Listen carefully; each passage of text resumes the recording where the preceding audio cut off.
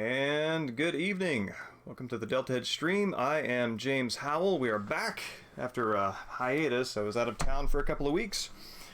And so last time we finished up Echo Knight Beyond.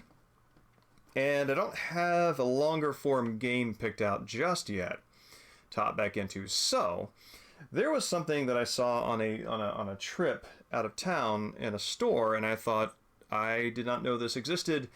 This might be a fun, modern way to revisit a game that I loved in my childhood that is, in fact, a Wii remake of Impossible Mission, which is a classic, Evening Mexican Sting, a classic Commodore 64 game, one of the identifiably Commodore 64 games of all times.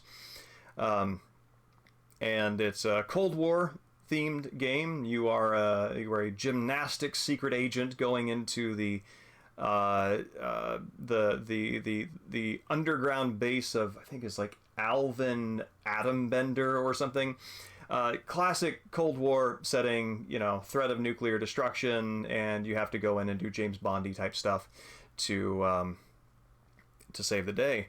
And the remake does not quite match up, I don't think, to the expectations of the original in trying to increase the production values and make it feel a little more modern. They actually took some of the crispness away from the experience, which is one of the things that made the game such an aesthetically remarkable and have good game feel to it.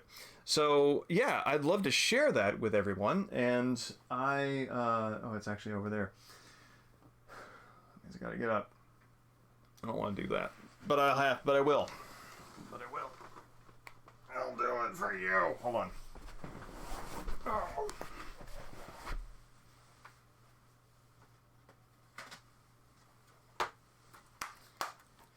So, yeah. Oh, let me show you. Also, want to show you this. This is neat. Where did you go? This is neat. I don't have the other one. So I did a little bit of book shopping the other day. One of them, the book that I don't have is called Hapgood. I don't have with me. It's called Hapgood, Hapgood. It is a play by Tom Stoppard of Arcadia fame. I think he also did Shakespeare in Love. I don't remember. He also did Rosencrantz and Guildenstern Are Dead, so very clever, very witty, very cerebral. And this is, Hapgood is a spy setting appropriate to this game. And it opens with a bunch of agents on conflicting sides of a conflict walking in and out of stalls and picking up briefcases and following each other around. So it already opens with a degree of that kind of Rosencrantz and Guildenstern Are Dead absurdity in the physical comedy as well. So that's fun. I got this, Spirit Level by Seamus Heaney. Seamus Heaney is a favorite of mine, and I'm very glad to have picked that up. Got Octavio Paz's A Draft of Shadows, and I have actually read more of Octavio Paz's poetry essays and essays on poetics than I have his poems, which of course I read his poems. He's dear to me, but more. More I have. And finally, Ron Rash's In the Valley. Ron Rash is an Appalachian poet and novelist who's got some very striking, at times stark, but not deprived prose. In other words, not the sort of like minimalism you're going to see from like a Raymond Carver or something like that, but nonetheless a directness that you kind of feel maybe aesthetically comes from the, crisp life on the mountain. But yeah, so those are good. And I'm very pleased to see this. I have no idea what to expect. Well, I have a little bit of idea what to expect. I found out there is, in fact, a movie version of the Yakuza series directed by Takashi Miike and Yakuza Like a Dragon. And I'm very excited to watch this. I think that my dive into Japanese noir and Evening Dan. No, I did not know about that. I went to Scarecrow Video's website and did a search. Yakuza, which I've never actually searched just that word before. And I saw Yakuza Like a Dragon. I'm like, they rent games? Because at the time this came out, you know, Like a Dragon, the one with Ichiban, didn't exist. So I looked at it and I'm like, what the hell is this? And it's a magical moment for me to see. On the back of it, Kiryu and Majima pointing shotguns at each other. And I'm very excited to see what this looks like. Eating Mahafun.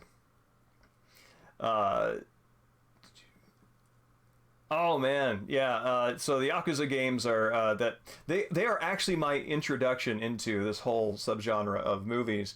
The melodrama and the maudlin, the sentimentality, the tormented conflicts between loyalty to relationships versus to organization. It got its hooks into me, and so finding out there's like a whole film genre, albeit rougher than in film than in the game, was very cool. But yeah. So there's that, and so I've got a great week ahead of me. I also found this Outlaw Gangster VIP, which I think is this is a little more 60s, I think, kind of Japanese gang movie. So I'm expecting it to be a little more on the chivalric side of things, less on the it's a dog's life Fukusaku style. I am a couple of steps away from taking up Mahjong. In fact, well, as Shogi Explained has indicated several times, I helped to start out the Seattle Shogi Club, so I do know that. But yeah. So that's pretty thrilling. But get back to this. So this is Impossible Mission for the Wii. I'm interested in the entire package of this game because knowing the original, not shooter but platformy, puzzly spy game that is like James Bond in ballet clothing. It's sort of gymnast clothing or something.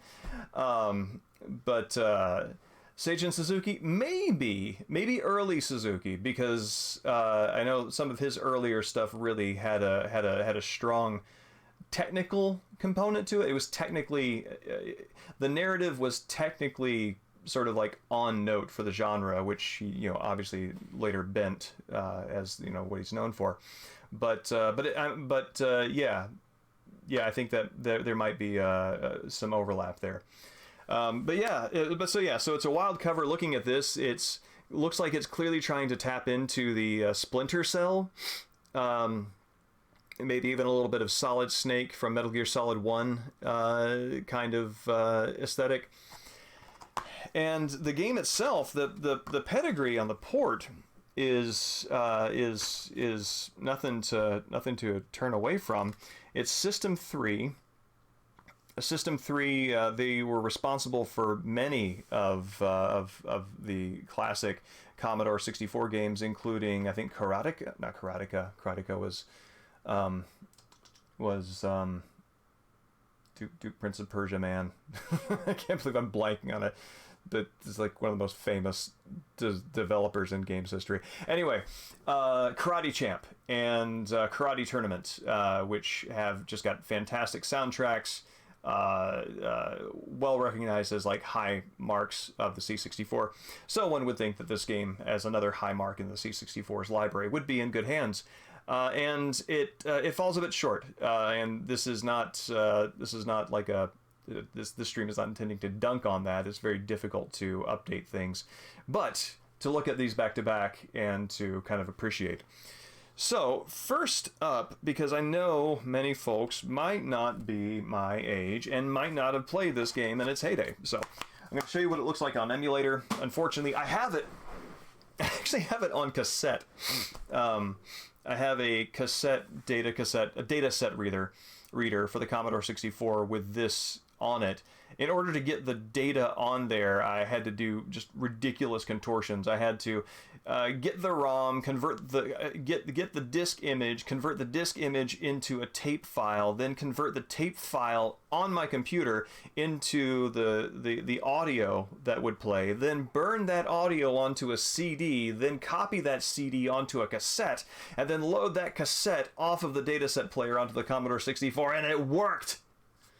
I'm very proud of that, and it works. The only hitch is that it does produce the same level design every time, and one of Impossible Mission's cool things is that it remixes all the room locations every time you play it up, so it's a slightly new experience each time. But yeah, I'm very pleased with that. However, the Commodore 64 has got a really weird video output signal that can display on an analog display, but for some reason just does not play nicely with my capture material. I've even tried recording it on VCR, and for some reason, something about the video output signal, I think if Heavy Viper shows up, I think he and I talked about this a bit at one point, something about the video signal just does not like recording media. It's like the ultimate anti-piracy thing. I know people have streamed from a Commodore 64 directly before, so there has to be a way around it. I just don't know what it is yet. But I'm going to show you what the original is, give you a sense of kind of the aesthetics of it. Oh my God, that hurt! Oh man, should definitely tell you that's the age you feel looking back at your childhood games when they're on the Commodore 64. So we're going to I'm just going to do an auto start of the tape image, the disk image here. So there we go. Load star, (8, 1, Buster. Oh, and you're not going to like this. If you have any kind of sensitivity to flashing lights, just close your eyes and I'll tell you when this is over. One of the things that the Commodore 64 really liked to do is to have like some sort of special gimmicky tech flex startup on cracked software, and this is that for this game. This was not backed up from a legitimate copy. Yes, obligatory epilepsy warning for a Commodore 64 pirate load screen. So for those of you who don't have any kind of sensitivity, I'm going to let this run for 3 seconds. For those of you who do, avert your eyes. I just want you to appreciate, this goes on for quite a while. We're not going to watch the whole thing, but just check this out. All right, starting now. So so that goes on for quite some time. I have control over the emulator, so I can speed it up. Let's just turn the maximum speed to no limit. There we go. Now let's and so another thing you have on cracked copies is some sort of musical introduction with something additionally flashy. Let's see.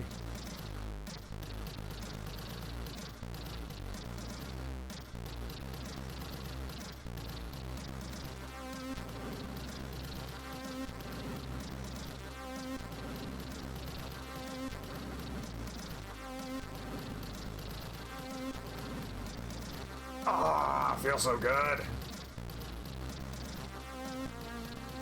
Cracked, fixed documents typed. Yeah, it's great. Like the piracy scene on the Commodore 64. Oh, here, if I let me drop the volume on that a little bit. Yeah, so the piracy scene on the Commodore 64 was not subtle about who did what. There's like, here's my first name, here's my last name, here's my postal address, here's my phone number. Let me know if you want to like talk basic or machine or MLX. But yeah, listen to this a little bit longer.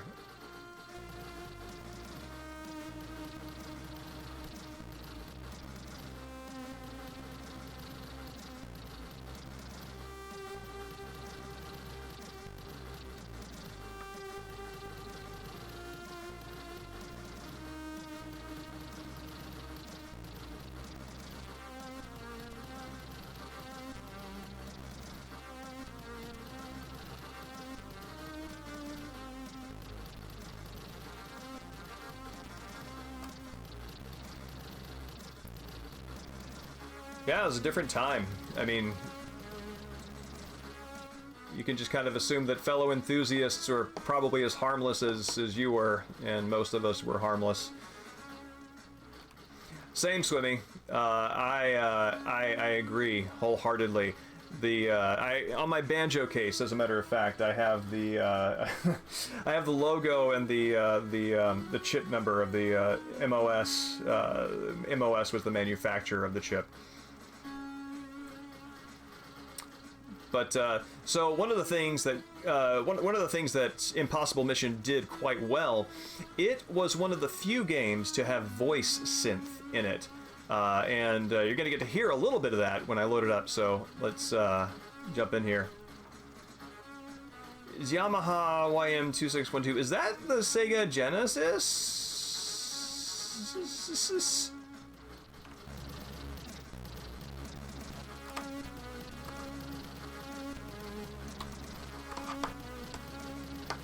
Oh, I think I might have, hold on. I might have hard reset the, oh, no, joystick settings. Yeah, so this is another thing about the C64. It had 2 joystick slots, and you never really knew which slot a game was going to look for.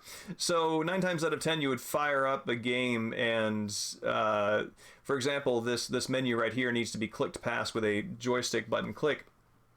But it's looking for port 1, so if your controller's in port 2, it will not register. However, once you start playing the game is looking for port 2, so you have to do a shuffle.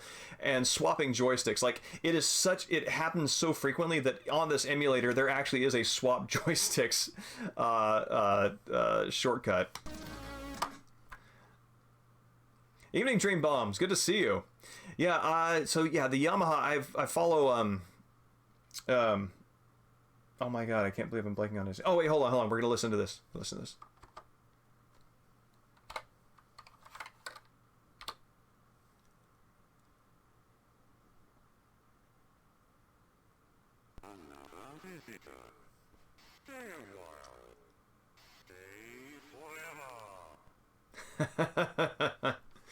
Oh man, I gotta tell you, that sticks in your brain forever. That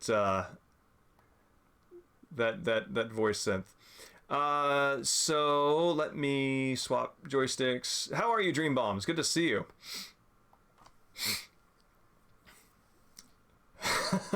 You know, actually, given how much swapping the joysticks was part of just the life of living as a Commodore 64 player, I'm kind of surprised that didn't happen more often. So yeah, so we'll just give you a sense of the aesthetics. I'm gonna turn this up a little bit. Let's see.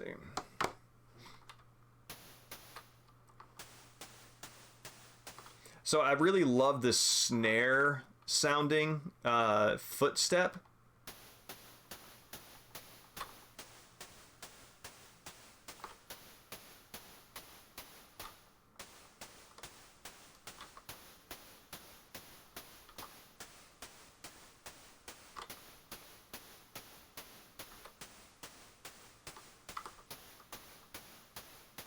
And it's actually musical. Like, if you listen to it, it goes 1, 2, 3, 4, 5, 6, 7, 8. So yeah, just give that a listen.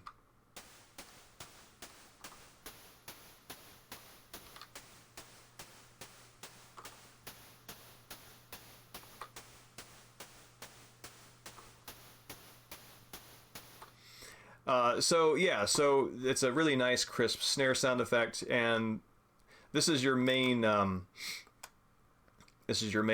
action. You can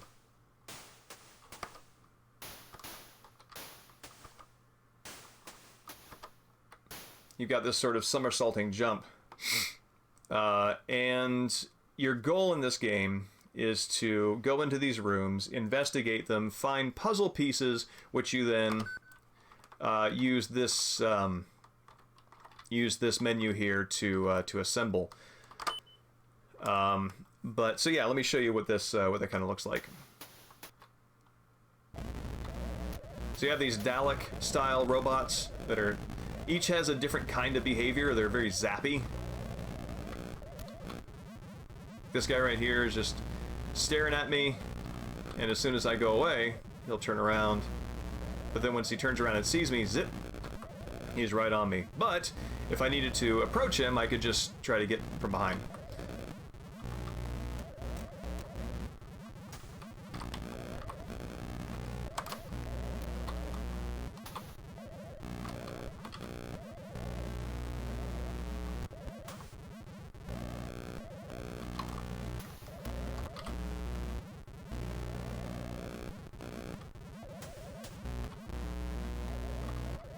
Whoop.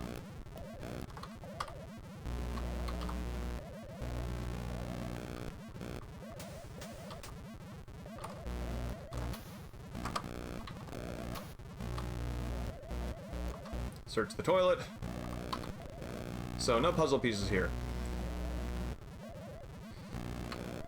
So, and to pause it here.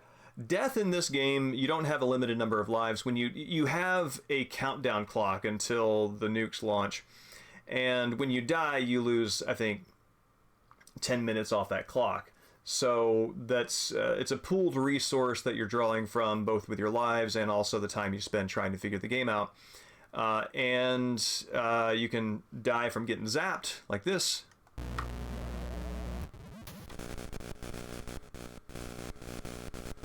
We just sort of disintegrate. I'll show you that again.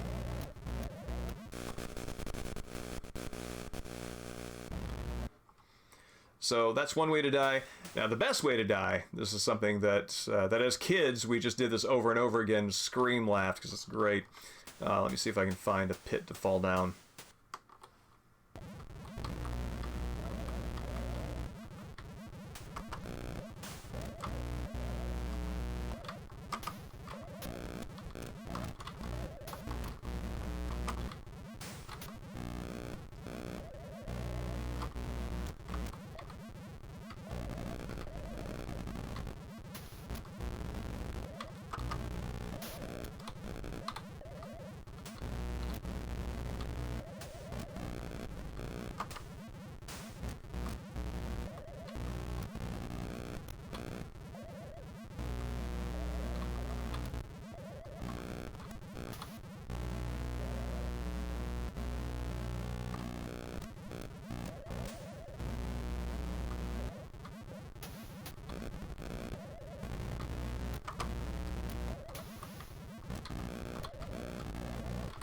So you can see there's a puzzle platformer aspect to there. Some of those things that I found when I was investigating, some of them will turn off the robots, which I absolutely want to do here because there is one robot that is pretty obnoxiously in my way. So, aha. Goodbye. Quick search here. Please don't wake up. All right. Cool, so this room does not give me the opportunity to fall down a hole, but we'll find one soon, I'm sure. It's worth it. There we go.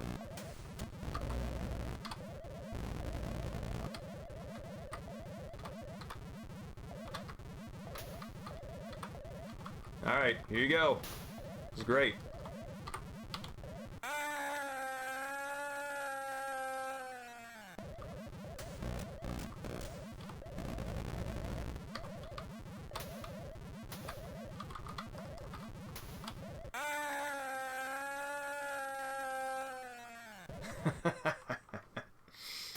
So that's fun.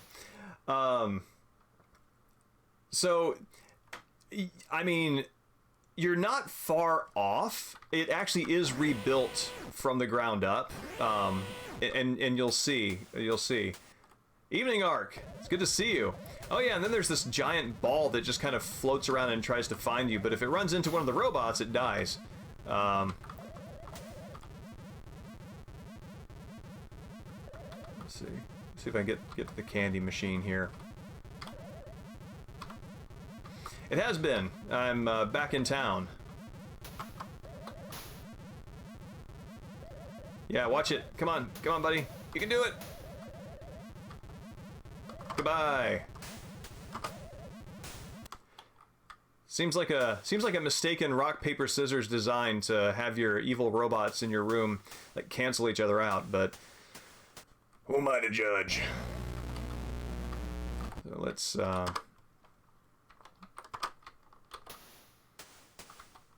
you doing, Ark? Search this tape machine. Search this. I assume this is a cigarette machine. This is a dot matrix printer. Man, nothing around. Whoop! Elevator sound effect is also important.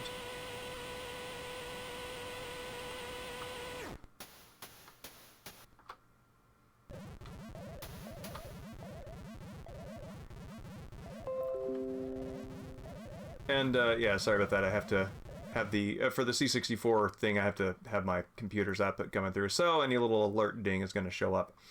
But yeah, just appreciate the sense of this place's decor. You know, you got just technology strewn everywhere. And then at the top, you've got a single lamp and easy chair next to a fireplace at the top of all these robots. It's bonkers. So I want to show you what a puzzle piece, putting a puzzle together looks like. Oh, you suck.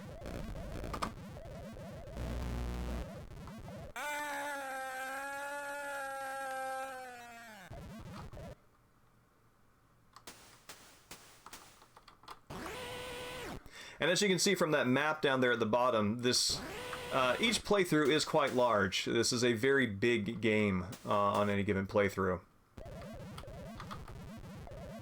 Oh yeah, these are some of my favorite ones. The ones that kind of like are moving along and they have like a suspicious look over their shoulder.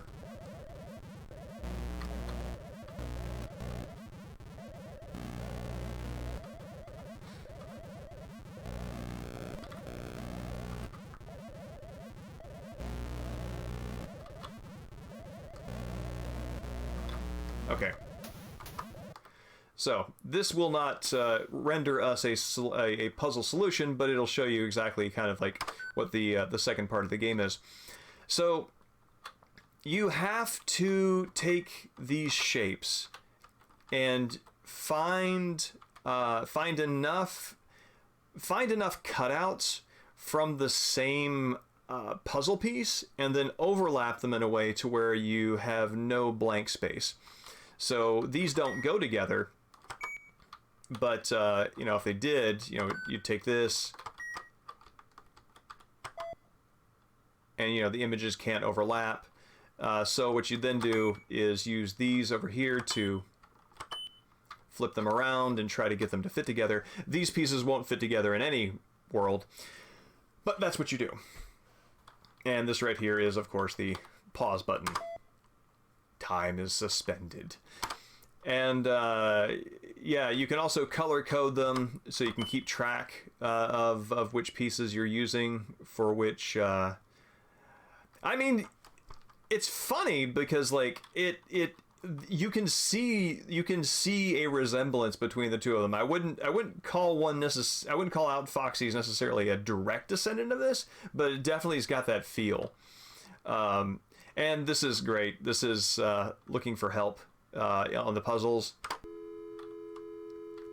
Have we enough pieces to solve the upper left puzzle?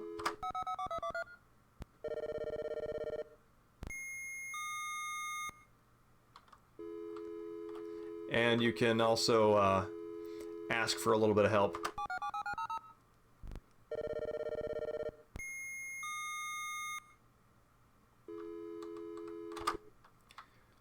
So now the orientation of these pieces are corrected, and you know that just sort of helps with your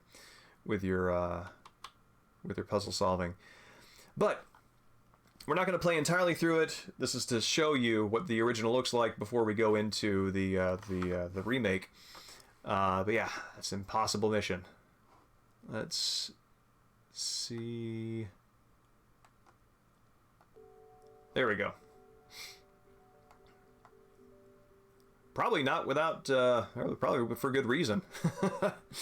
I think Spy vs. Spy, the first one, was actually on that system, if I remember correctly.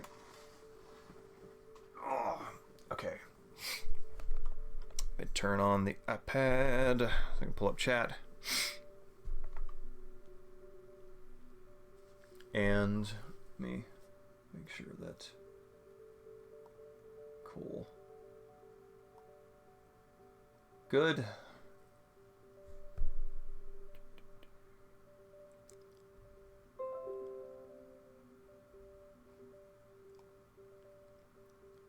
I played a lot of Spy vs. Spy on C64. Both against the computer and against my sister, who was a reluctant player too. She found it very boring. Let's see. There I am. There's my channel. And there is chat. Rock and roll. Let's move this around. Cool. You should still be able to hear me. What next? TV source. And headphones. Ah! See how loud it is through here?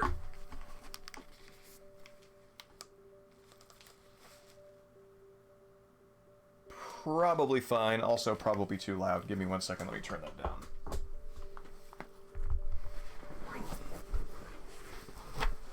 Oh my god.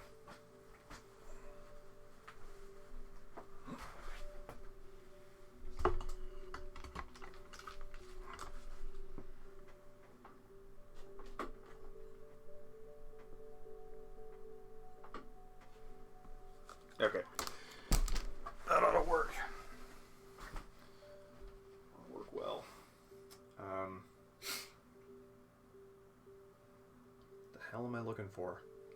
Well, I'm sure I'll remember it once I sit down. Okay. Apologies for the oversaturation on the brightness on the screen. I'm not quite sure what the deal is there.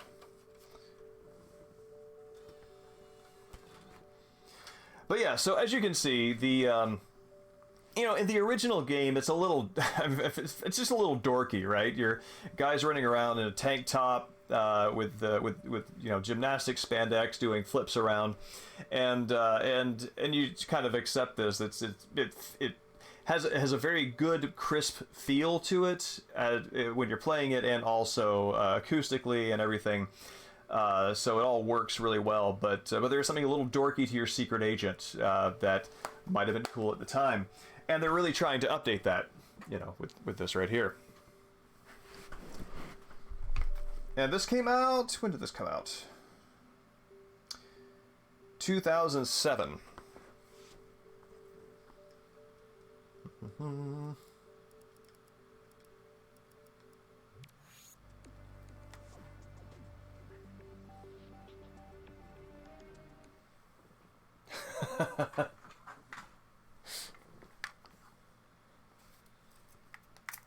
Actually, let me see if I can play the game with this. I don't think I can. I love this classic controller. You want to talk about something that was not built to fail. I've had this thing ever since, I think, probably 2006, and it has survived. Let's see if it'll work. There we go.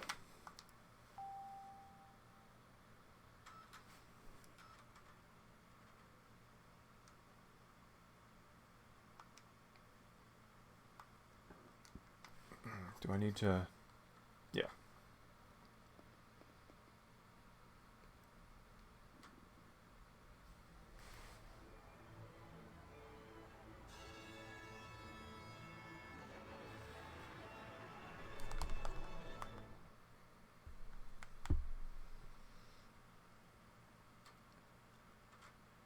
So, a very different aesthetic to the opening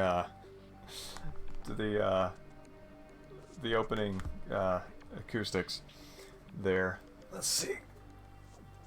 Turn the volume up on the game just a smidge. Cool.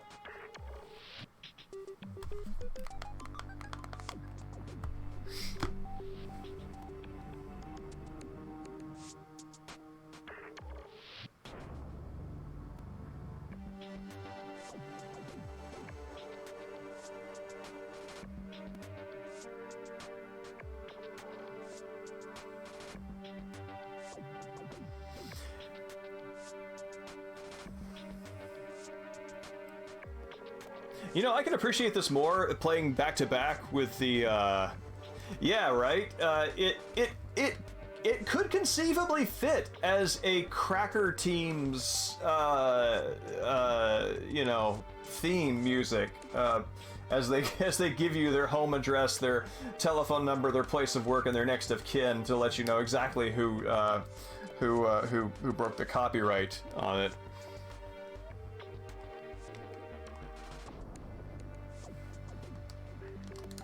Okay, I don't think it's going to want the regular controller, so let's pop that out.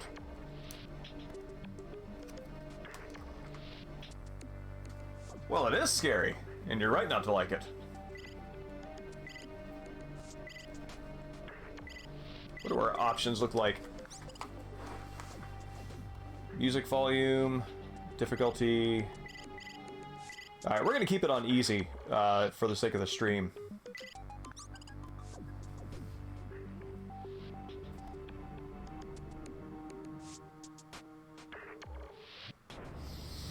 I'm really curious if this is the same team that did like Karate Tournament and all those amazing C64 games, or if System 3 as a company persisted and they sort of like swapped out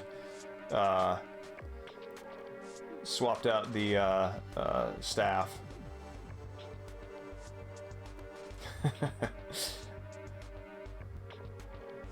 The Farm 51.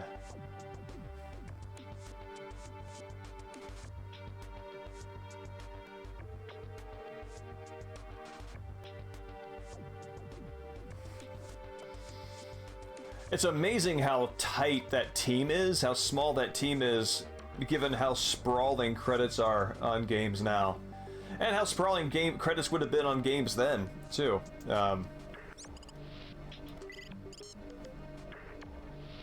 Oh, there is. There's, so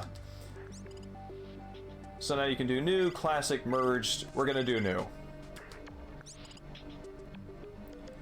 So you have different characters to choose. Alpha, 1, Gamma, and Delta. We're gonna jump right in. I'm going to choose my character based on falling death scream sound effect. So we're going with Gamma. Sorry, Gamma. Another visitor. Stay a while. Stay forever.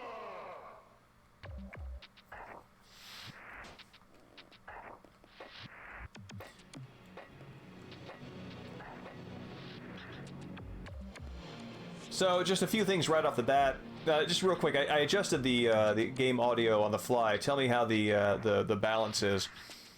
Yeah, you'll notice just some atmospheric things right off the start. The sort of eerie, almost horror vibe of an empty hallway and just your footsteps as a snare sound effects. That's missing.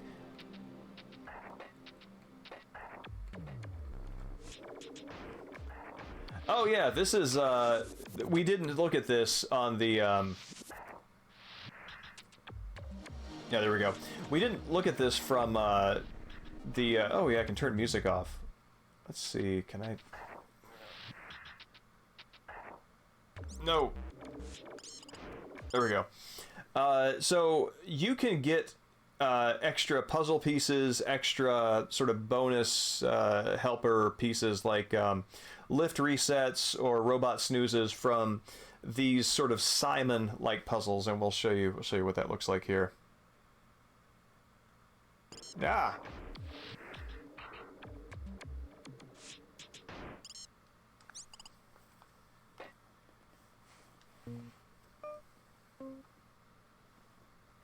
see, where's my... There we go.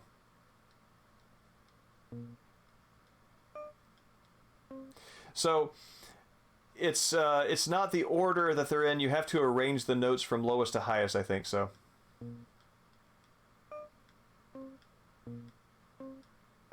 Yeah. So I got a lift reset out of that.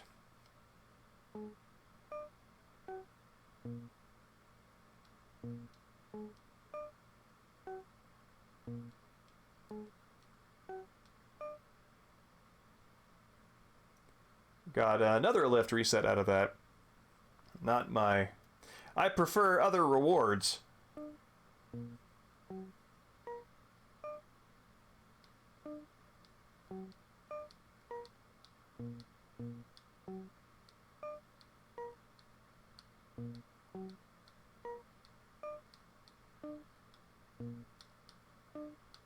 Nope.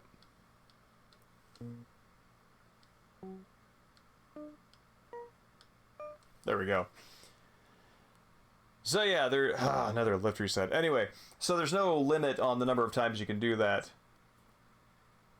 Oh wow, there's no footstep sound effects at all.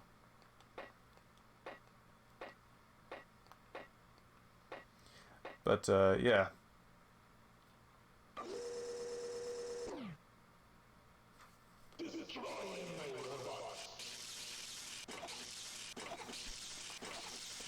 So yeah, I mean the robots don't quite have the smooth animation as the others. When you die, you zip back to the start very quickly, and I actually kind of like the 2 to 3 seconds that you get as you disintegrate in the original.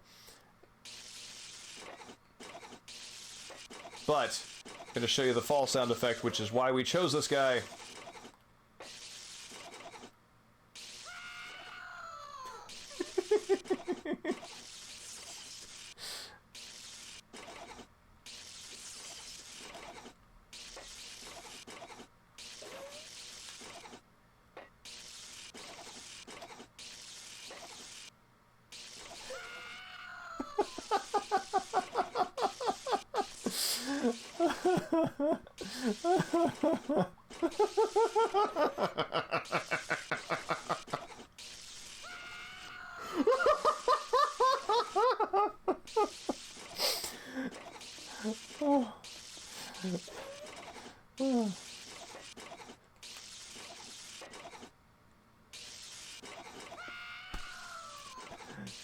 So yeah, so you can just do that all day, and we're gonna absolutely listen to everybody's scream fall sound effect.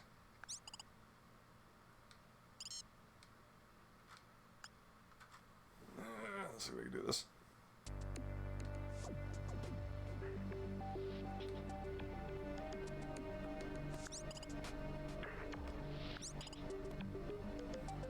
So, let's go Alpha 1. Another visitor! Stay a while! Stay forever! And the outfit that he's in looks somewhat different from the from what I would expect his design to look like from his profile. He kind of looks like he's almost kind of has like an office worker look.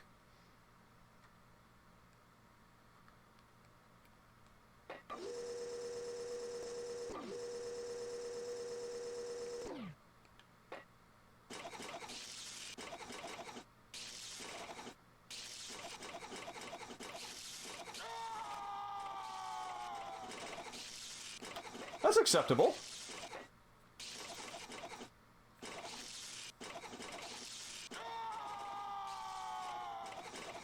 Yeah, no, he's going to his death like someone who means it.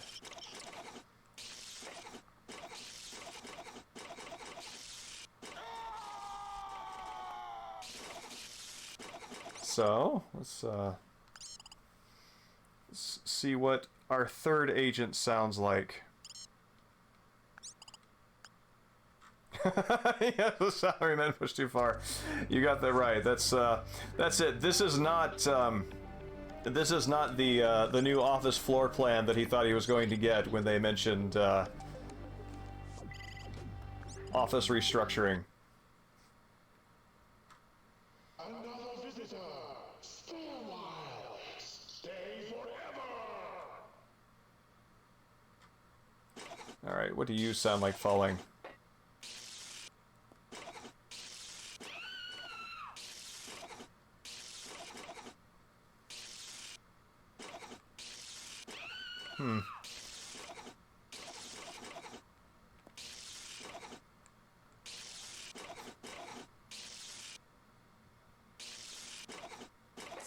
Oh, whoops. So yeah, it's somewhat less urgent than Alpha 1's, and somewhat less ridiculous than the robots. But we're absolutely going back to the robot because that's worth choosing a character based on. Yeah, Dan, this is, we can just kind of assume that all of these characters are, you know, this is maybe like a prelude to I have no mouth and I must scream. Gamma, there we go. Another visitor. Stay a while. Stay forever. Yeah, I agree. I prefer the original.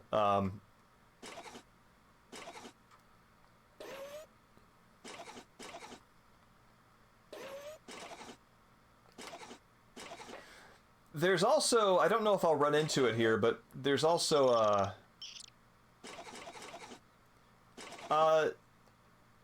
some slight differences in the way, in how jumping works relative to the robot's positions. Like, in the original, you could you could be extremely precise, almost pixel precise, about jumping over a robot, and this one, instead of instead of your damage being attached to your pixels and your character, there's actually a hitbox that doesn't map one-to-one onto your character model, so you can't quite be as smooth in your or as close, have as many close shaves.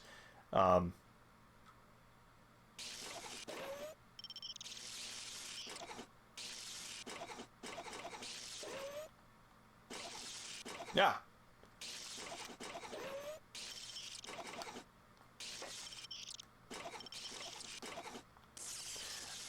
I am a little disappointed in how few frames of animation there are with the robots. Whoops.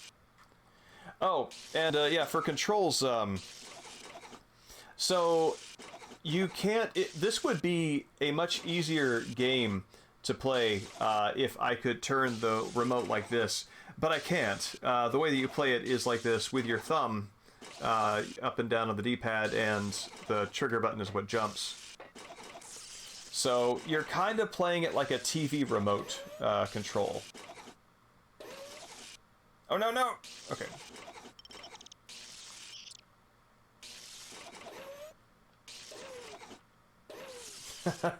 Yeah, easiest way out is just to die. You know, that's interesting. I wonder. Prince of Persia has surprisingly fewer remakes or updates than I would expect for a game that is as influential as it is. And it has a lot. I just expect there to be more.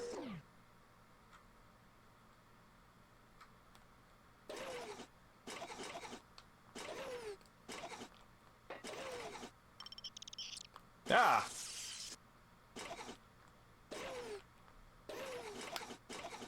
Yeah, like that.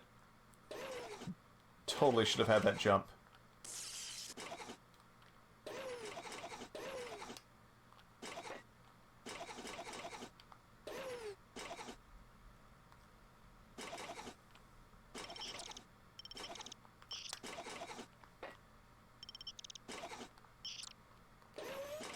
Oh, what are you doing?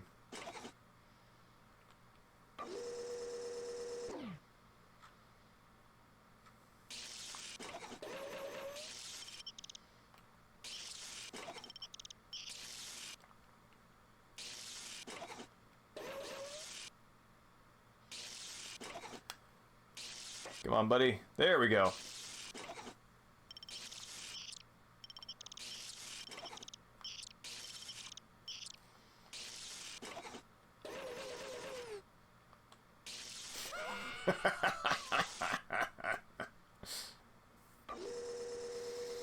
It is. The pace is. I don't know whether to say it is more arcade-like or more phone game-like. I mean, this was 2007, so the iPhone would have just come out. So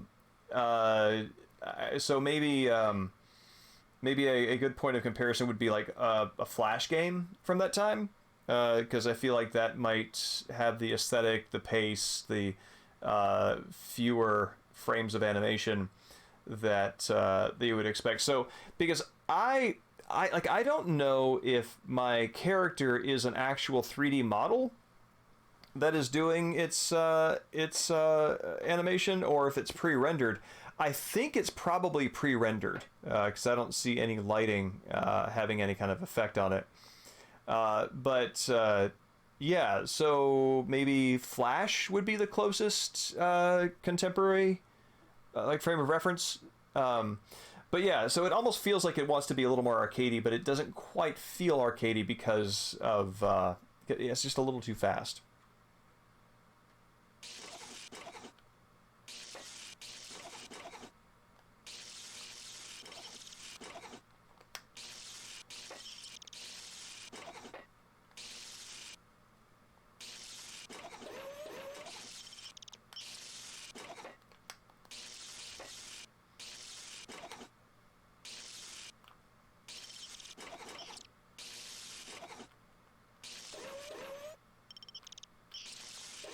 Can I make it? Yes, I can.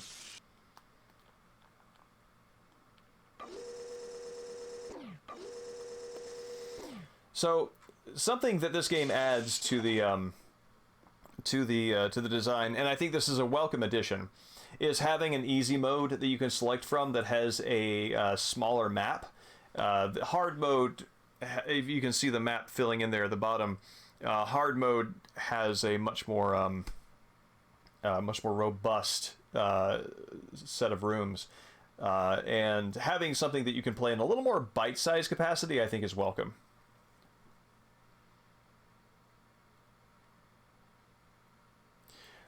Yeah, the PS360 remaster, I enjoyed that quite a bit. I think I actually own it for both systems.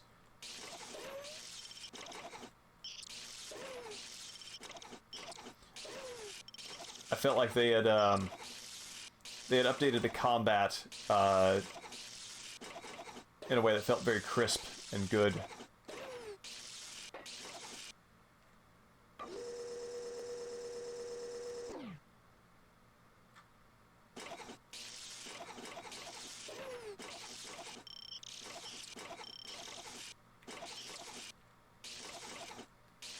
Alright, I'm just going to turn all of this off. No! There we go.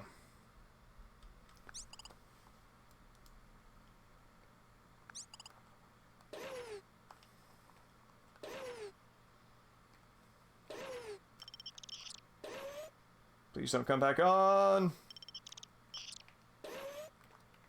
Nope. Ah!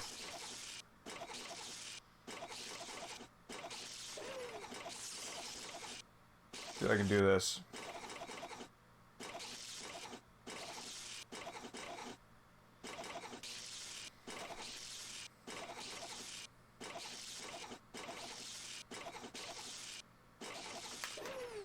Ah.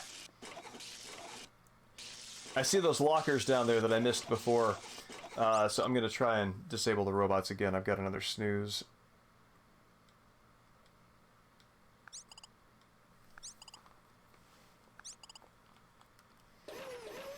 Something that I have found playing through this is that I need to... There are some areas where...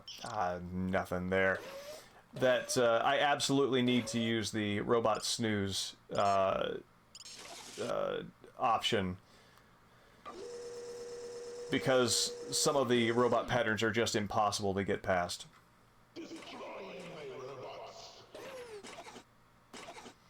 And if you couldn't hear from the echo effect, he said, "Destroy him, my robots," which is a beloved phrase from the original.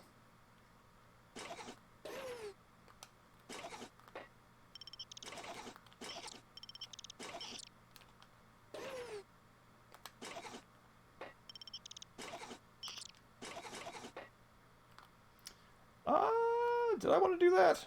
Let's see. I did not, because I need to keep exploring over here.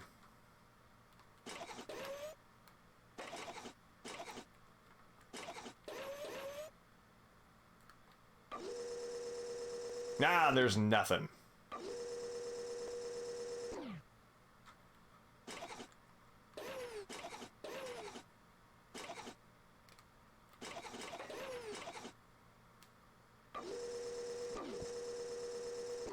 A good rule of thumb, regardless of the version you're playing, is to always just go entirely up and down an elevator shaft when you get to one of them, just so you can see exactly what there is to miss.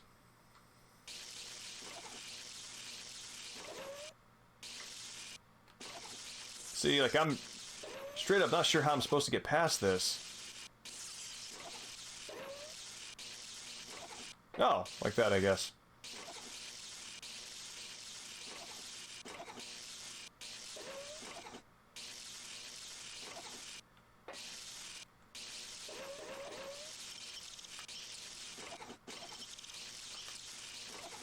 Okay, we're gonna wait for this guy to come over, then I'm gonna hop over him.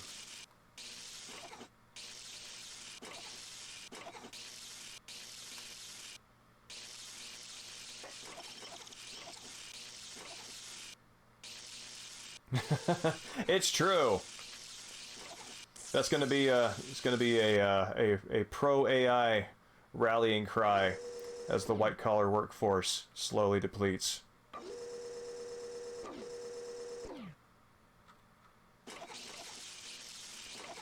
And I'm not entirely sure what these objects here are. It kind of looks, I always thought they were jukeboxes in the original. But these don't look like jukeboxes at all, and I have no idea what these might be.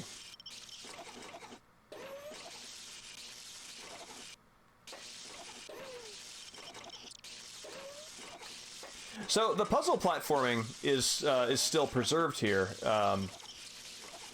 And as far as being able to navigate the platforms go, the remake does a fine job of preserving that.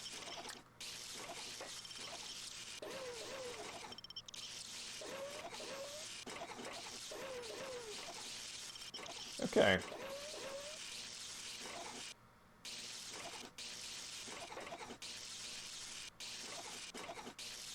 You know what? This is how we're going to get back to the top. No, that's not what I wanted to do.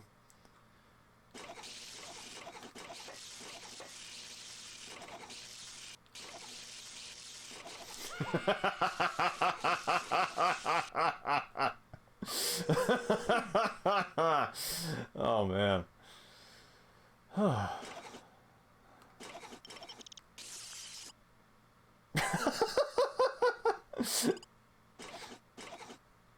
What a surprising place to find myself reincarnated.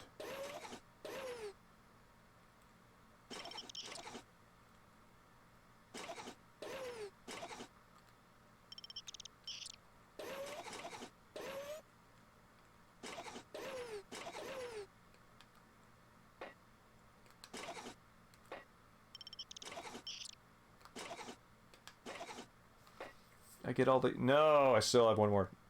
Let's see if I can get it to the other side.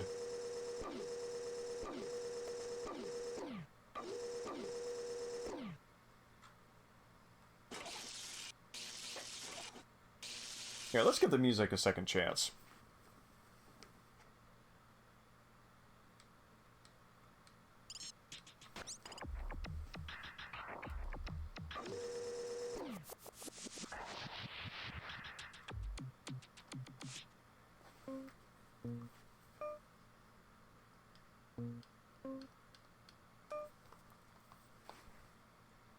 give me robot snooze.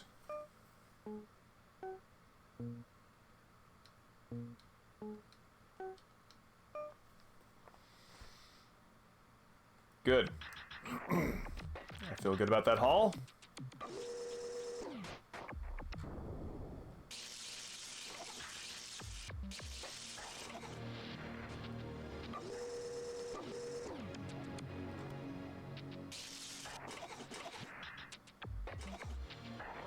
Whoops.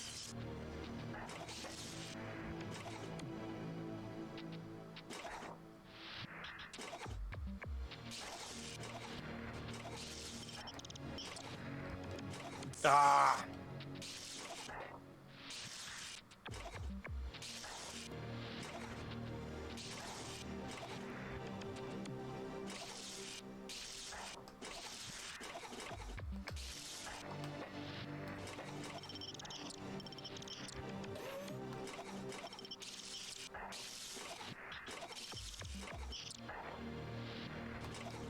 Oh.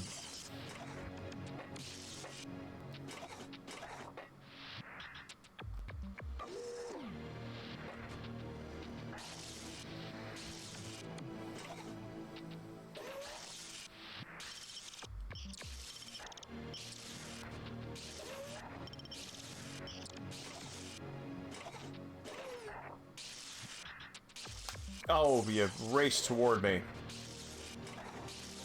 You know what? We're gonna snooze these robots.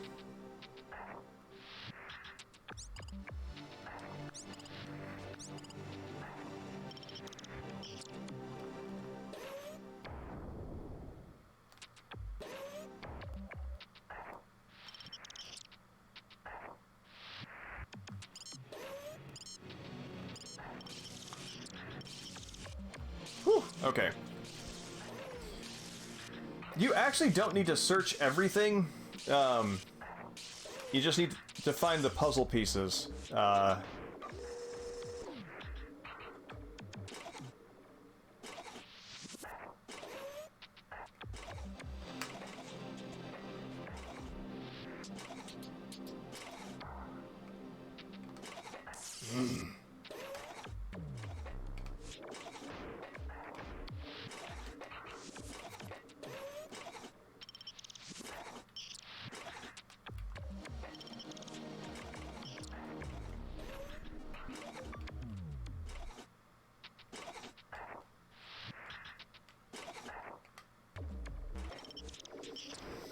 This sequence of platforms will screw you up if you don't know exactly how far your step will take you. Yeah, they are in random locations. All the pieces of furniture will be in the same place in these rooms, but where there's a puzzle piece, that varies.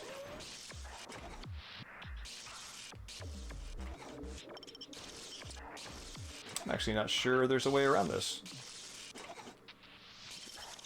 Or a way back, which makes me very happy because...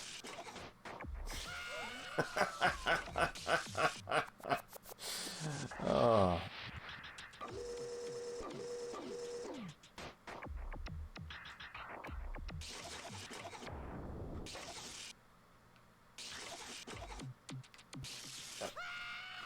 You just didn't do that one on purpose. Oh no, I'm gonna run out of time.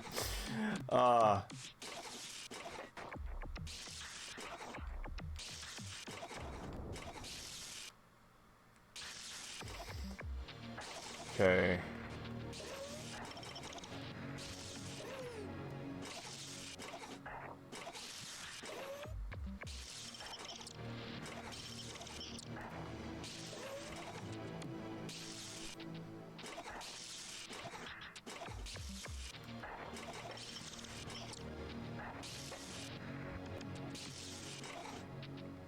Oh no!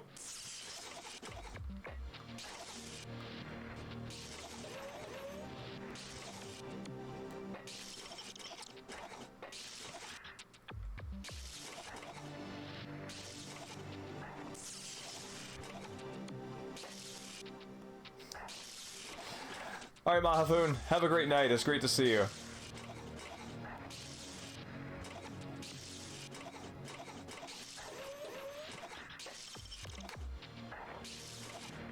Oh, maybe that's the way to do it.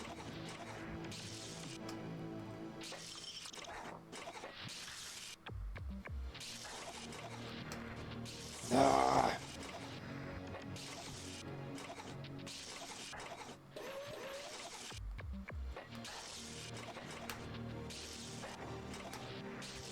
Okay.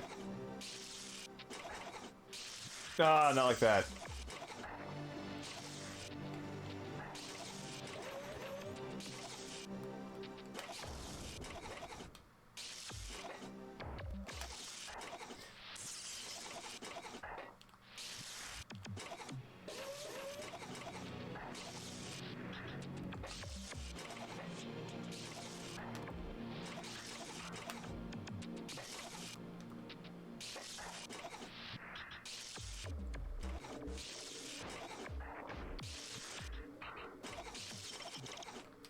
Ah, nothing there.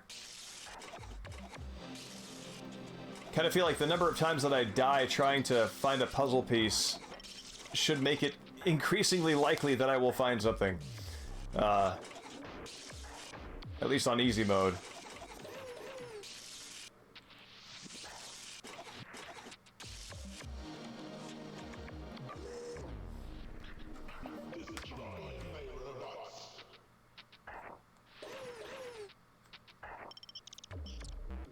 I'm not sure who my aggressor is here.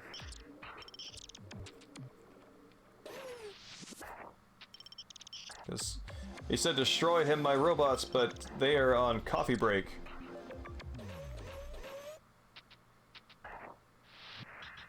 Oh wait, did I miss something?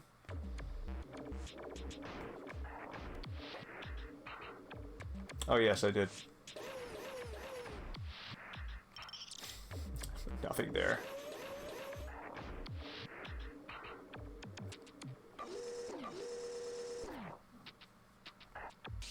Okay.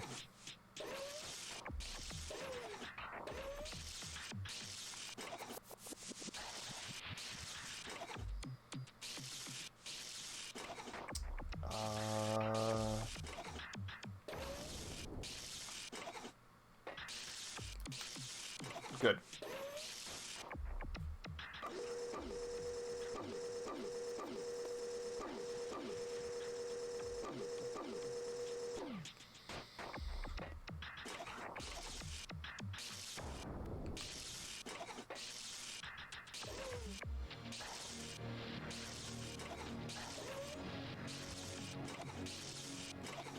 Okay, you're just gonna follow me around.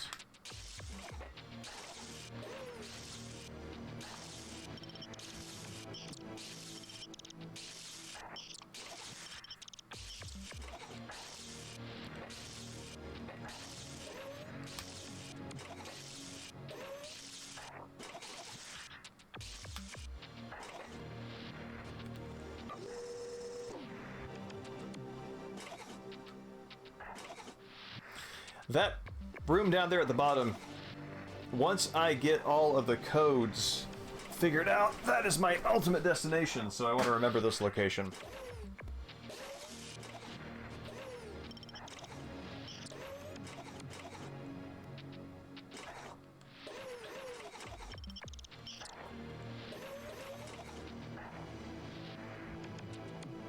Yeah, okay, cool, it marks it in red.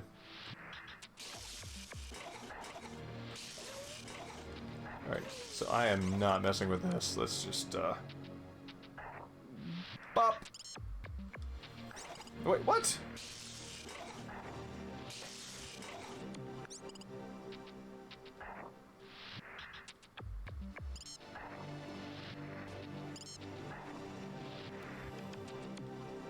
There we go.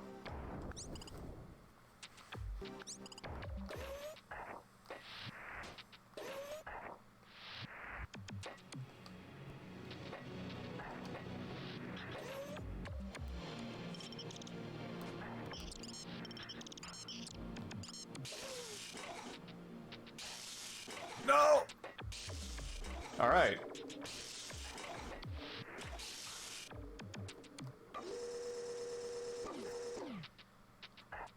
As long as I don't die 12 more times, I think we can do this tonight.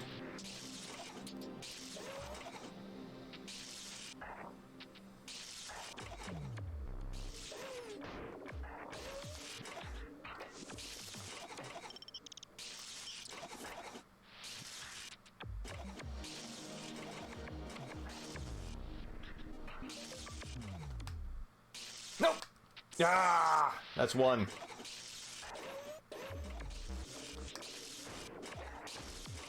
Oh no! Okay.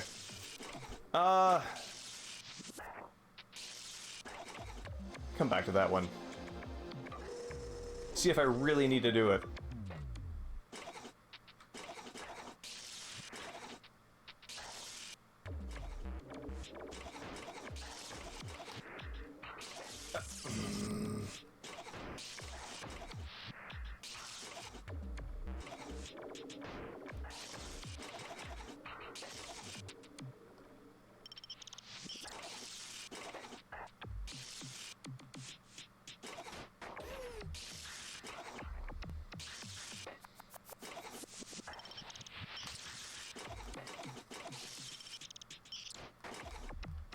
Okay, you are gonna follow me like a puppy dog wherever I go.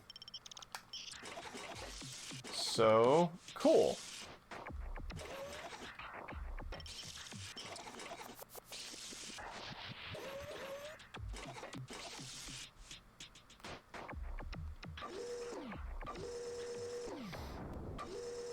Okay, do I have more to go? Yes.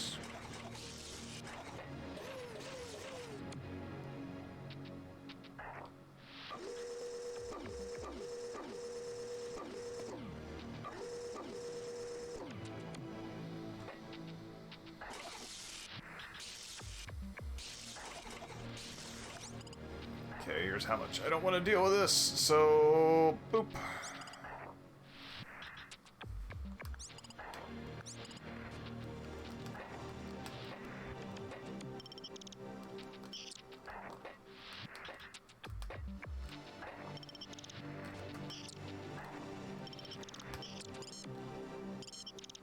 Yes.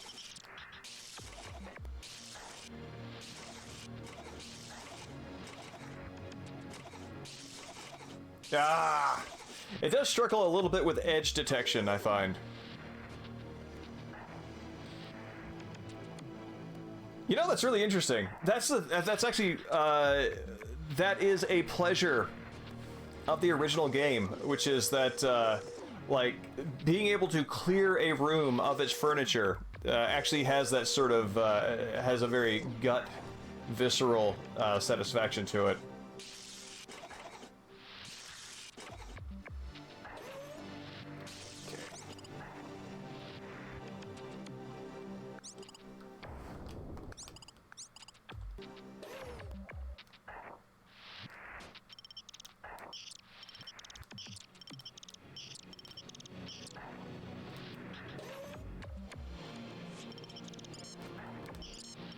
Ah! I actually got a jump scare out of that one.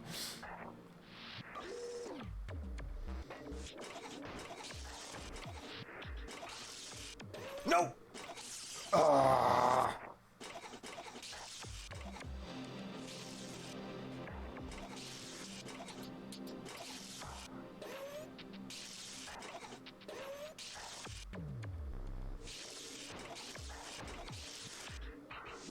No!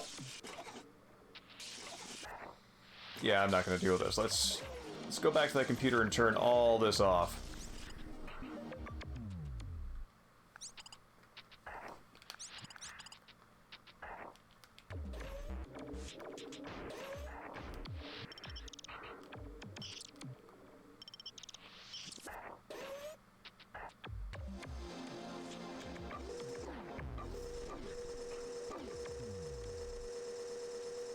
We've got to be getting near the end of, Ah! Oh god. Okay, right. This one.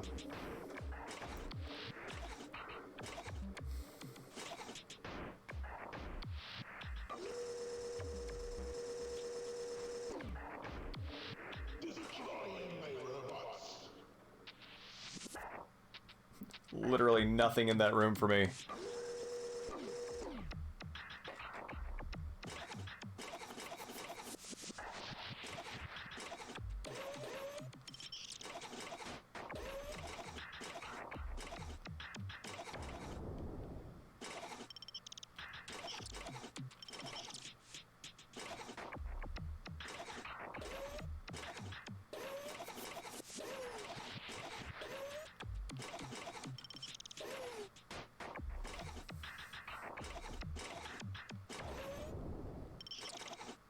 Ah!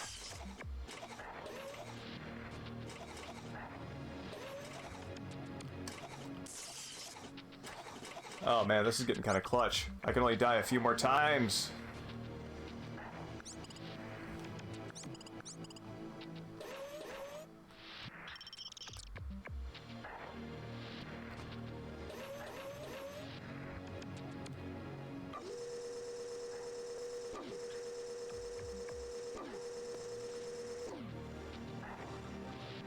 Okay, cool. That is, in fact, the end of them.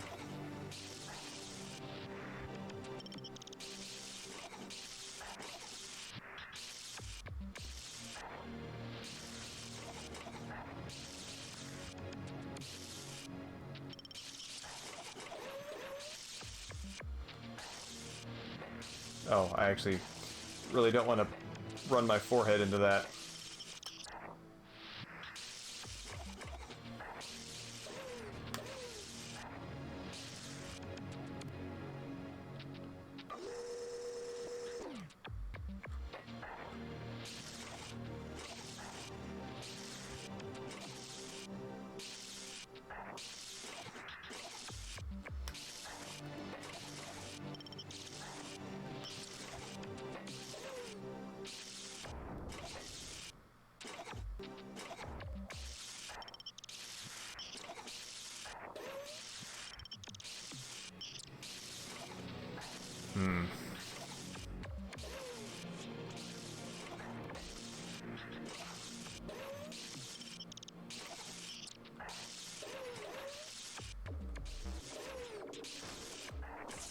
You're kidding me. Alright, so let's see if I need to actually do any more of these. Yeah, it doesn't reset, so now we're going to try and put some of these puzzle pieces together.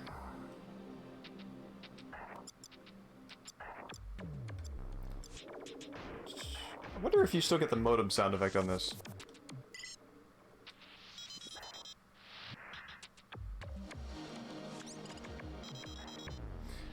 Interesting. I missed the modem handshake.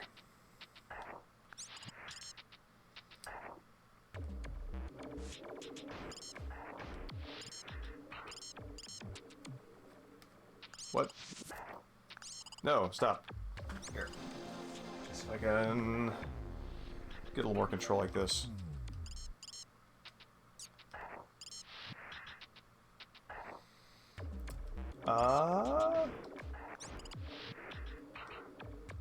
Oh!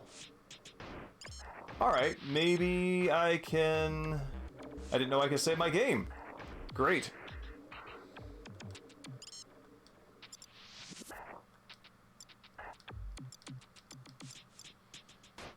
Okay.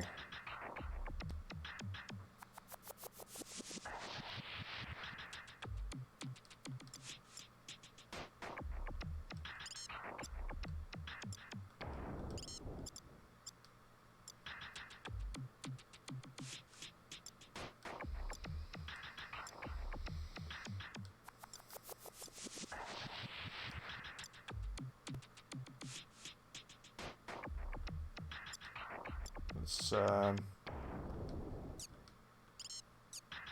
no, that doesn't work.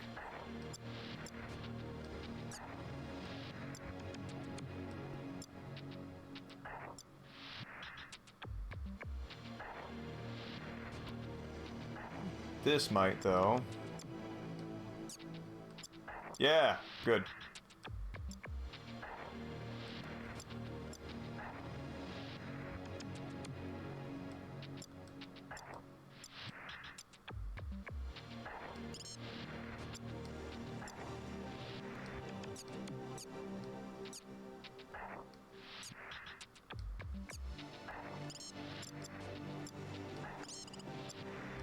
Okay, that's not quite the precise fit we're looking for.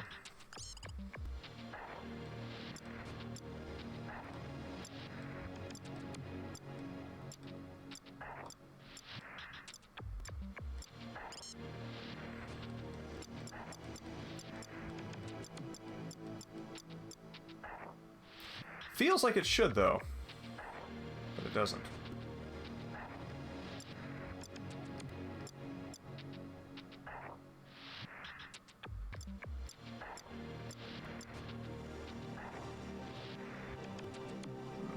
that's it.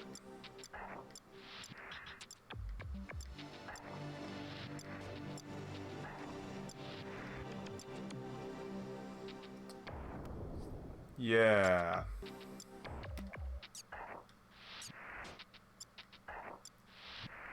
Huh. No way. Okay.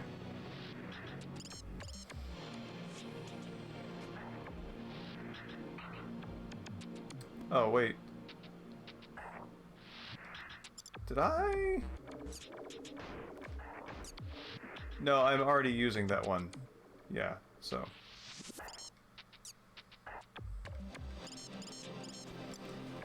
Let's see. There's a comfortable way to hold this. There we go. It's not a more comfortable way to hold it.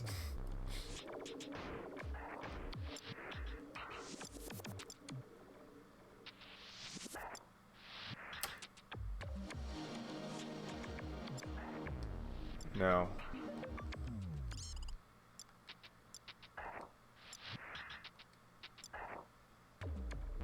Possibly this? Seems unlikely, but...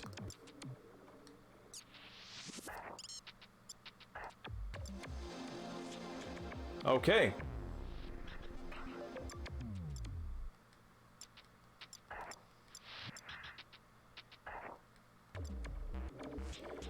Well, hot dog, there we go.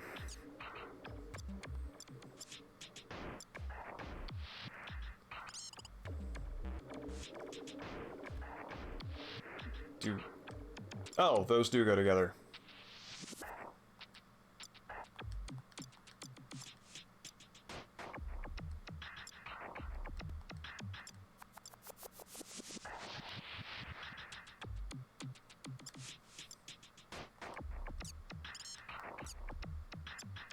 No.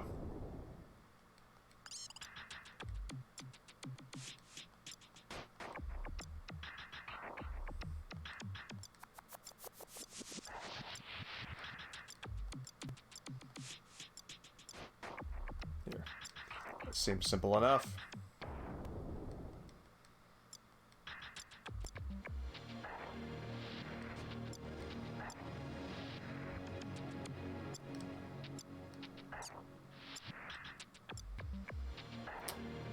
Those don't belong together.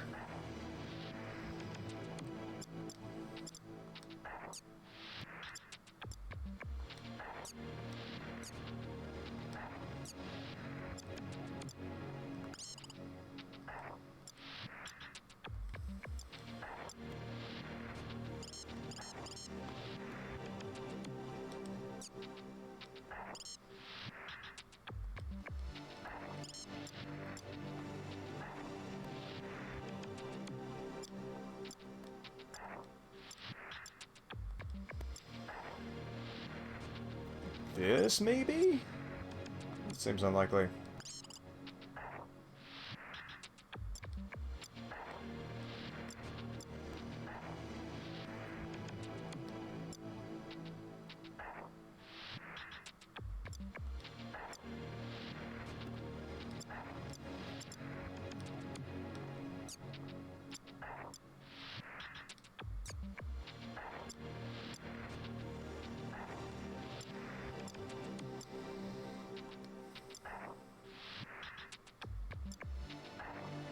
Possibly this in the blue? Let's see.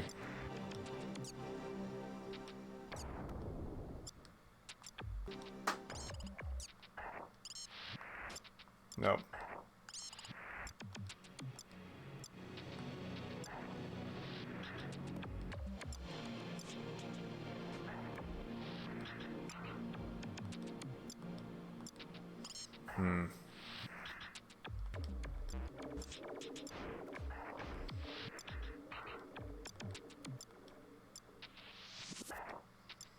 Okay, so I'm looking for something that kind of fits this shape here, and I'm looking for something that kind of fits this here, but I don't see anything that absolutely, unambiguously slots in.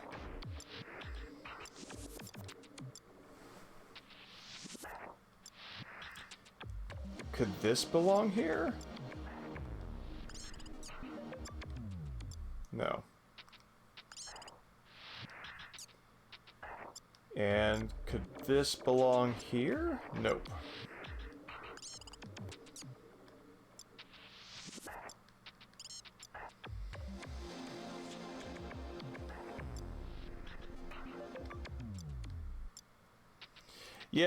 Yeah, they rotate, adding an extra layer of what am I looking at to the game. Did I already try this one? Okay, that's not it. Yeah, it is a shape recognition thing, shape recognition mini game essentially that you need to go through to get all the puzzle pieces to fit, and I think I might be missing a few. So what we're gonna do is load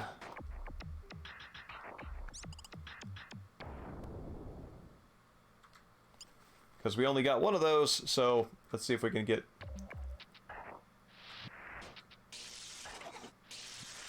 this junk here.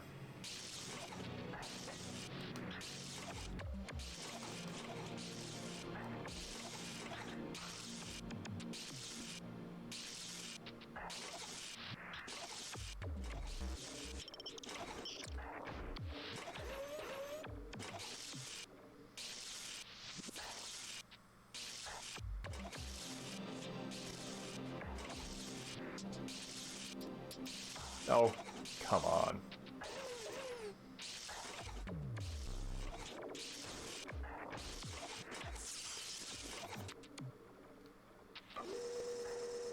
So wait, there was nothing there.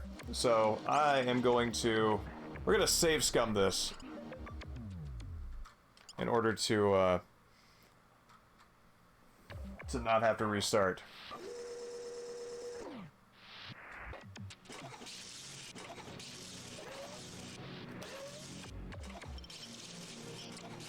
That's great.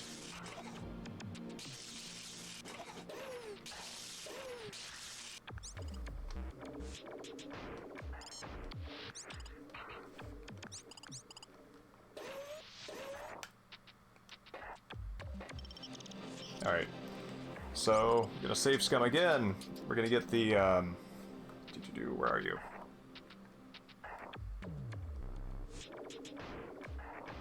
No? What am I doing? There we go.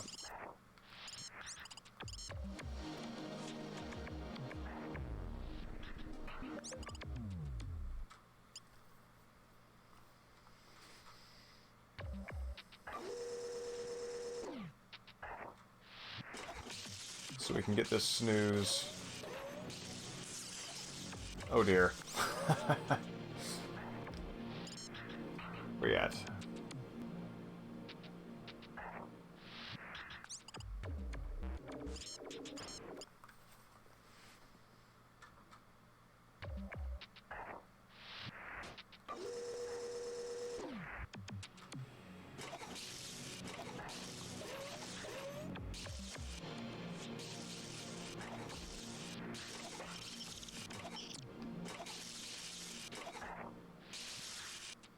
Good. So we're gonna save on that. Nope. Let's go back. There we go.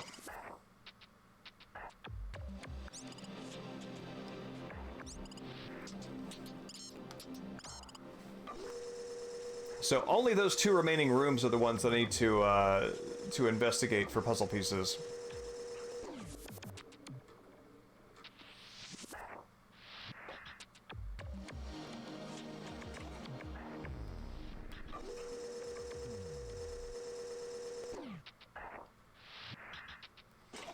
Yeah, we're gonna turn these off. Nope.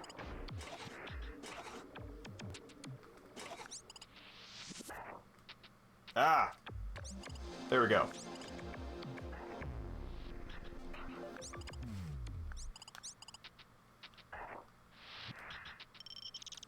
Snooze. Puzzle piece. Lift reset. Puzzle piece, yes. Ah, okay.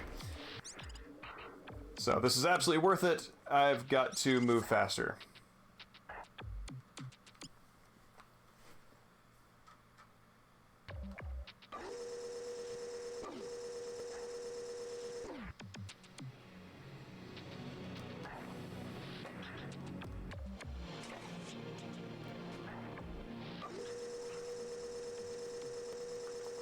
Okay, let's save going in. No, I loaded instead of saved. Well, damn it. Okay, we didn't lose anything.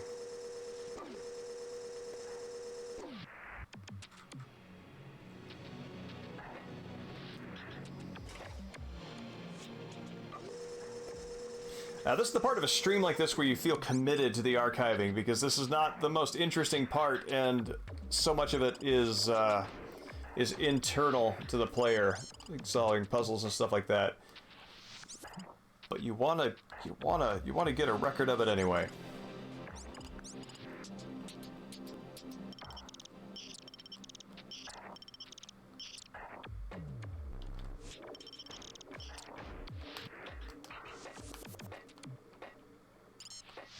Yes. All right.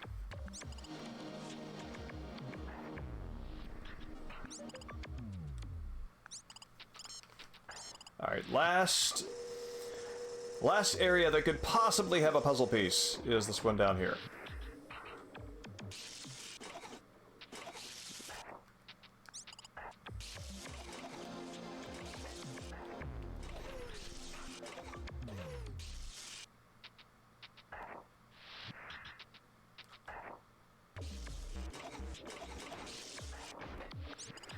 Okay, and we're just gonna save right here before we do anything, lest we waste precious resources.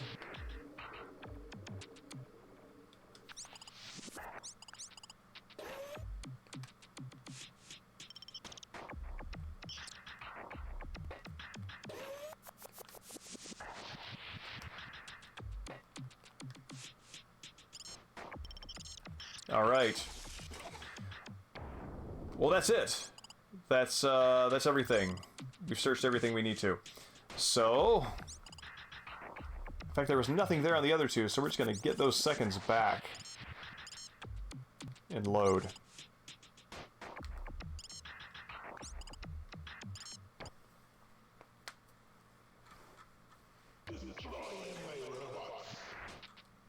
Okay. So, we know some of these now.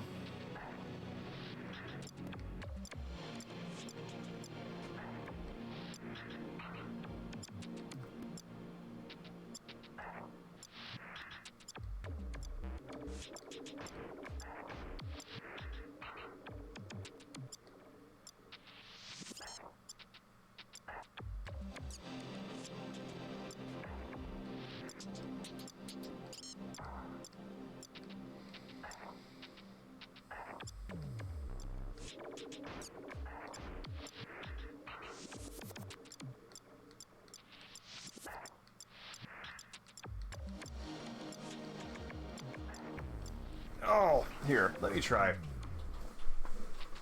And scoot back. See if maybe this will give me a... There we go. That's a little more comfortable.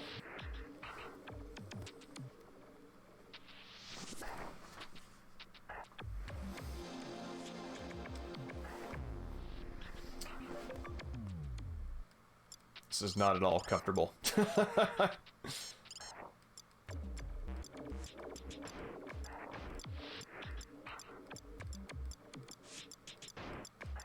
There we are.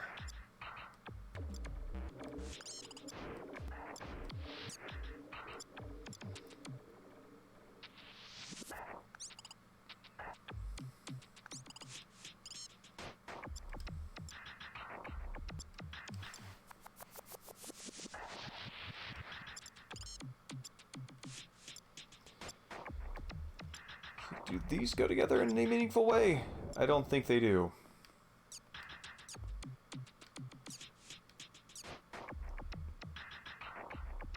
Cannot see how they do. Nope.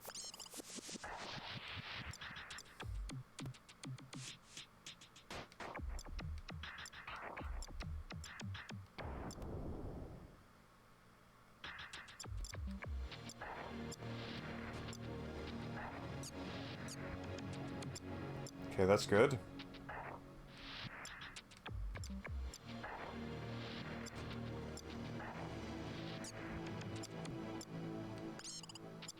Okay, you don't want to play nicely, so... No, no, no, no, no, no.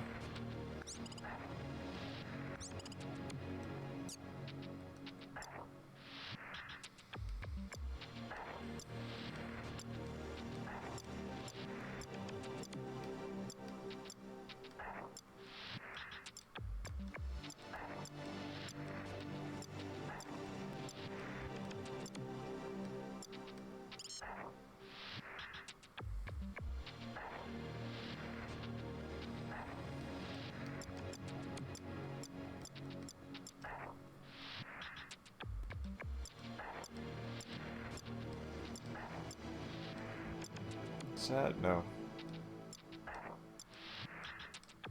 Looking for something that's sloping around the edges. On the left and right side. Actually, like this.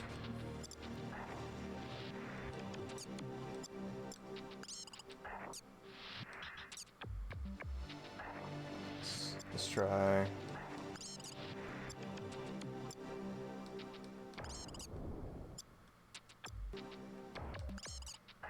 Do you want to play like this? No. Actually, it's none of those. Okay.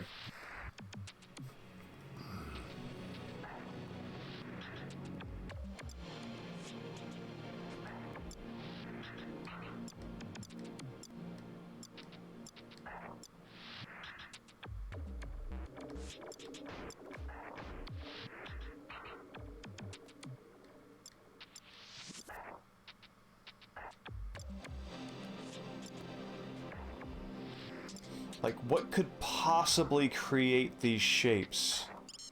These want to live together? Good. Yeah, those want to live together.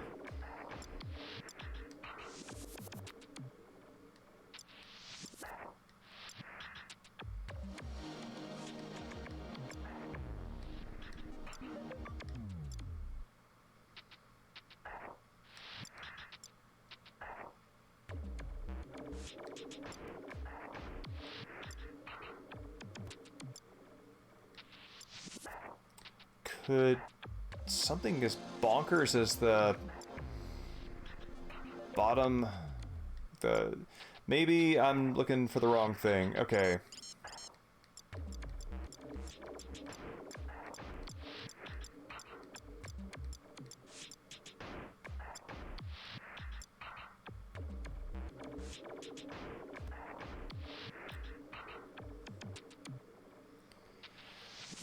Large post going down the middle. Have I overlooked that? Let me see.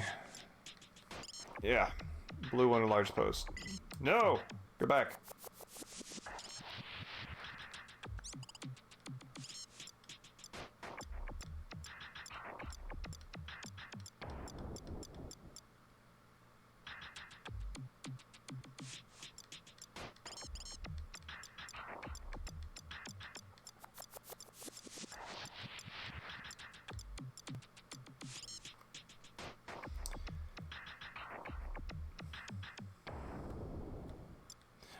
This fella right here. Alright, let's... Aha! You are correct. Okay, so we are going to get our minutes back on that. And, let's see. So I believe it was... this one... this one...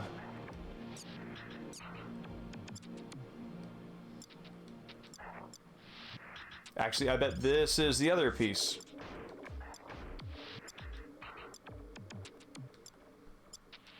Thank you for seeing that.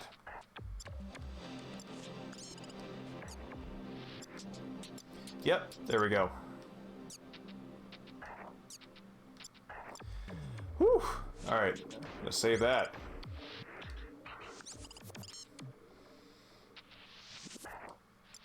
Teamwork.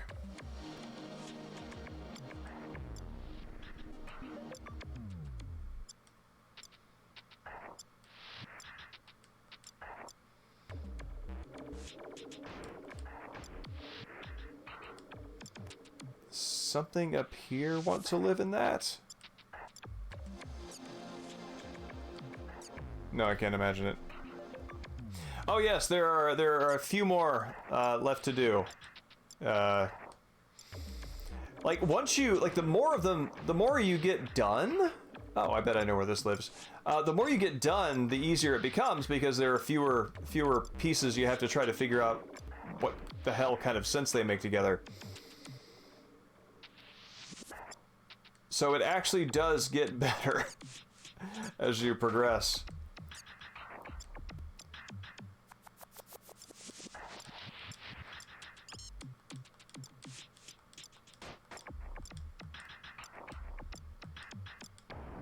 Is this,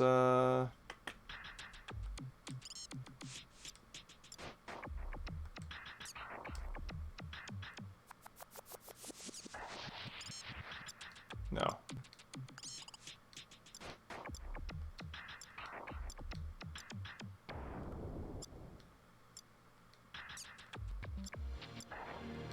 All right.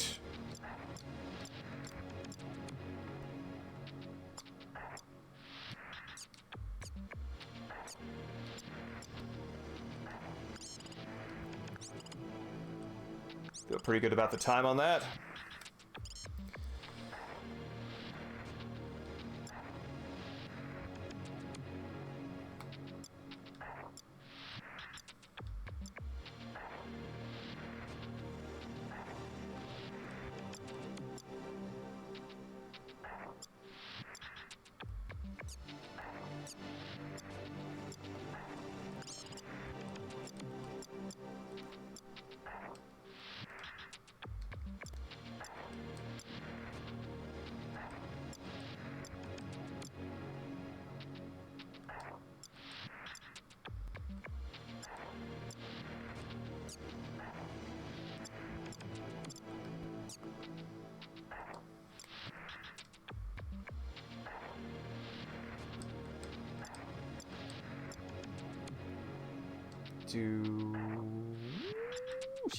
Do we work together?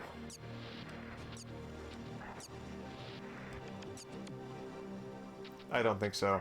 Nope.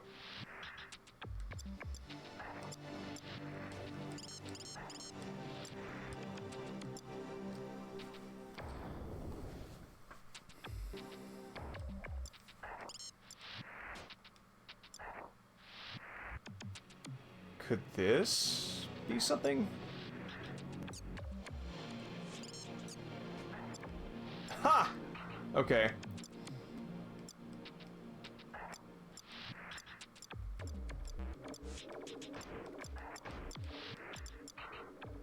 There you are.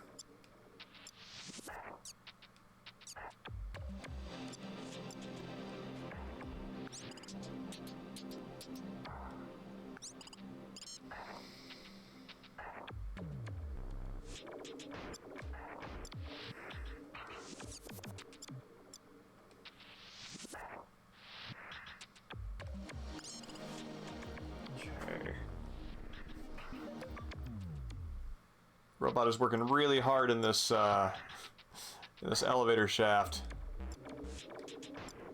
Trying to make sense of all this. Okay, you go away.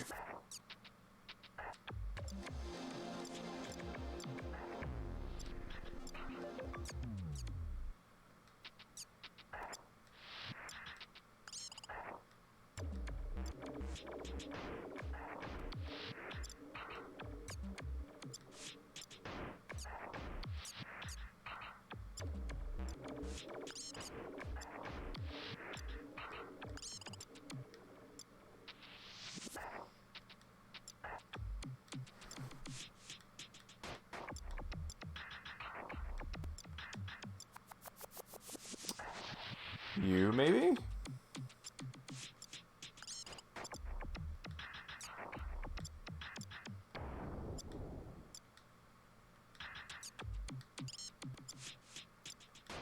Kidding me.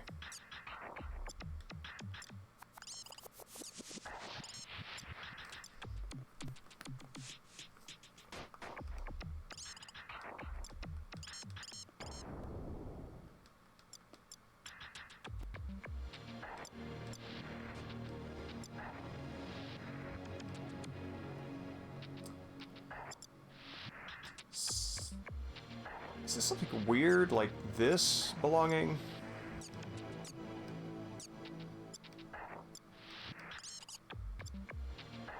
No. Okay.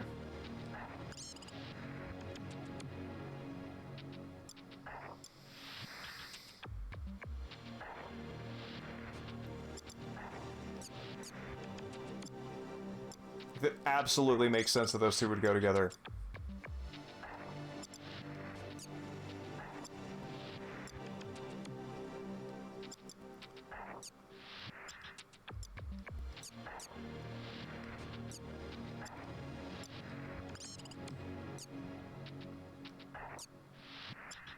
Ha! Oh, I see. So I think I have seen what goes with that before. Was it this?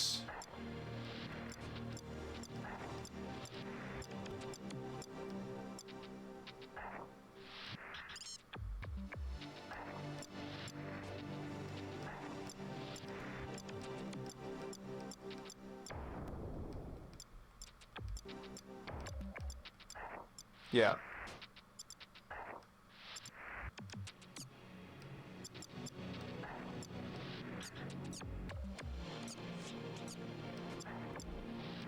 Yes.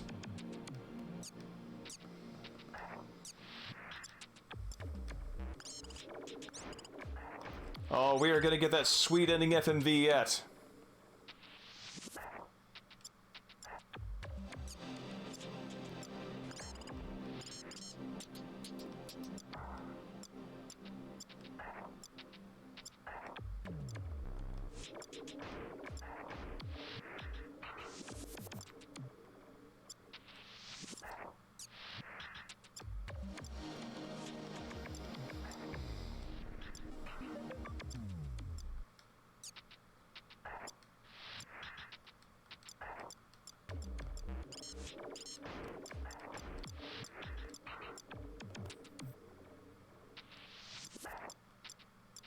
Am I missing this one? No, here it is.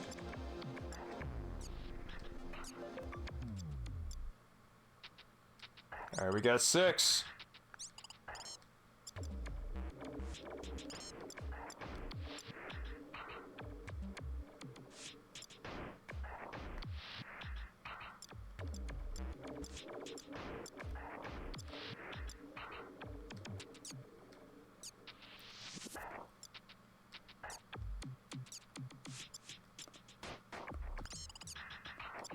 Ha!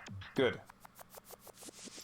I bet our wiggly worm down here goes in that one. I have not tonight. This is our target for the evening. We're going to complete this remake of Impossible Mission, and we're so close.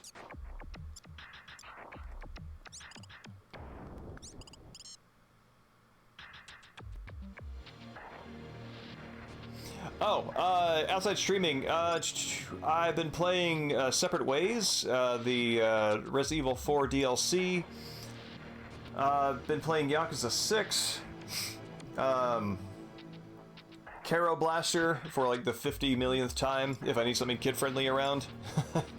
And yeah, the Separate Ways DLC is great. Ark and I have spoken about that a little bit. And are in agreement that it does a lot to give you a taste of what's great about RE4 without having to go through the adventure campaign all over again.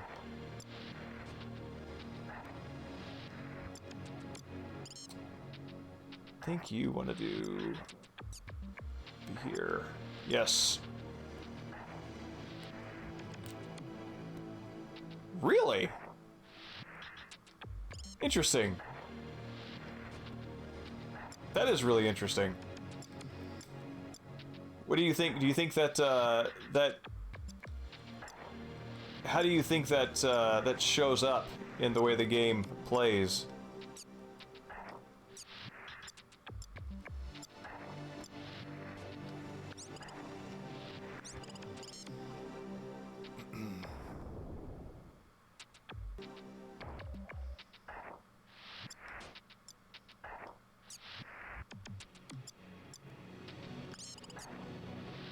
No, that doesn't.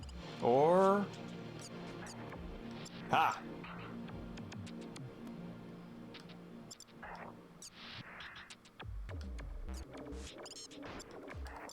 Excellent. See, this is what I mean. Like, once you start getting enough pieces cleared out... We did it! Now we have all the puzzle pieces, so... we can beat the game.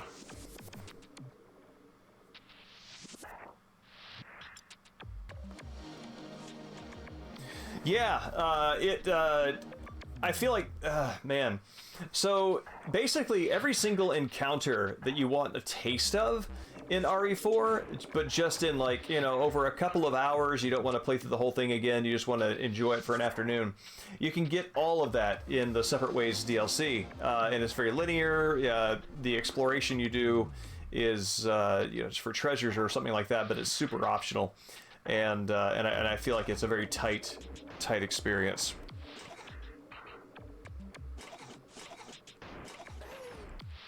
All right, you know what? Oh, whoops. All right, so this is one ending.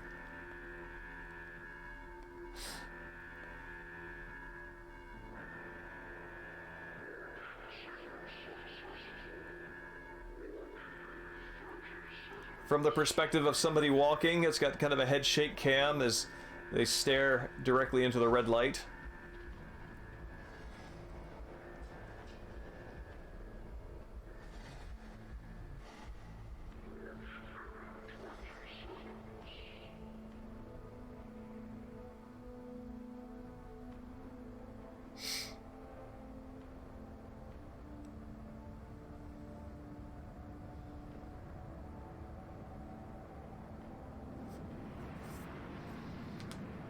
Whoops.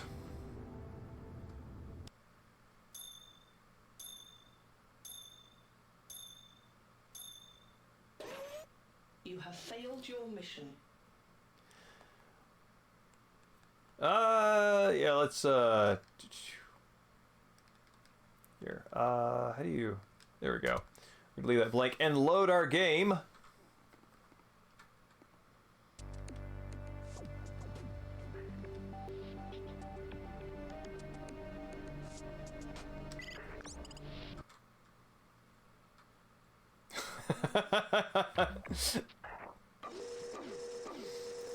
I'm gonna take that back to HQ and let them know that all right, here we go. Now here's the ending, the FMV ending.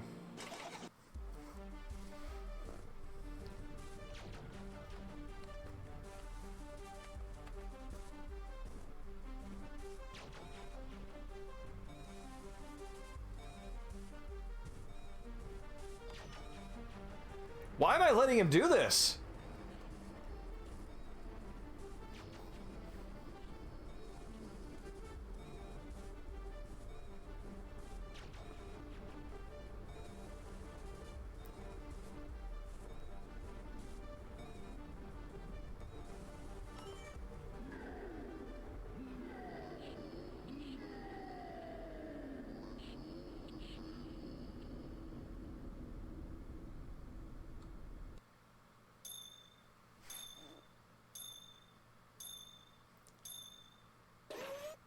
Mission accomplished.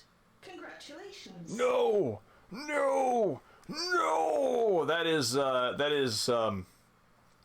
Elvin Adam Bender's. Those are his final words in the original too, with the voice synth. It sounds a little crisper and not like a slowed down voice sample, but in the original. It's very interesting they chose to stylize his face like that when the faces of my characters look fairly normal. stock normal, and Elven Atom Bender has just got a lot more angles and a lot more pockets in his face.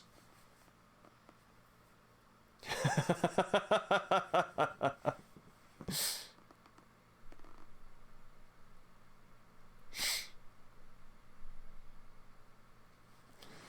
see. Oh no, no. I was blessed with a name that fits very cleanly into an arcade's initials format.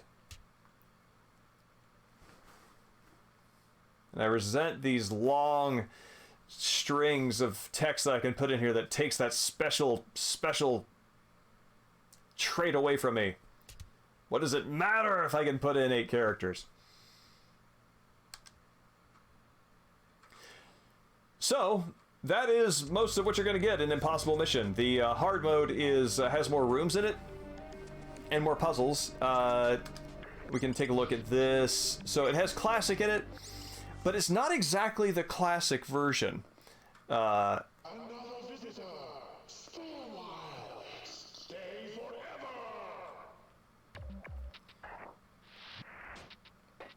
So the classic version here, I mean, the classic version, it's not an emulated version of the original. It is simply the same game with the graphics of the other one overlaid, like, you know, no snare sound effects as you run along.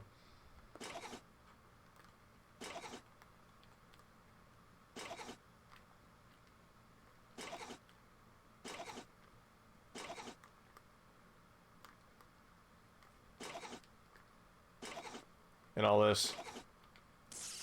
Oh, what's my death sound effect?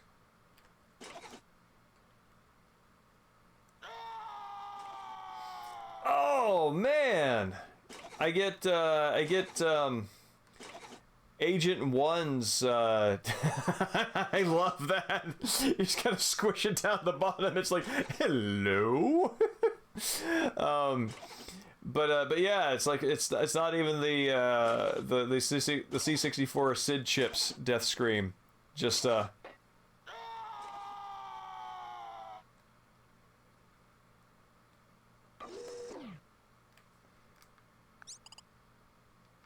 yeah. All right, let's see. What is the mixed one?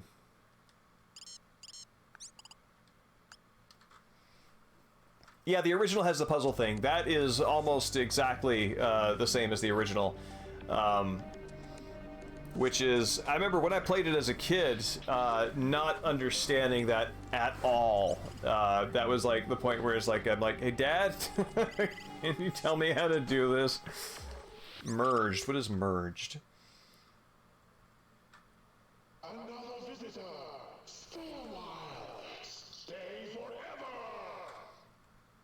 So looks like I've got the backgrounds of the newer one, the character sprite of the original.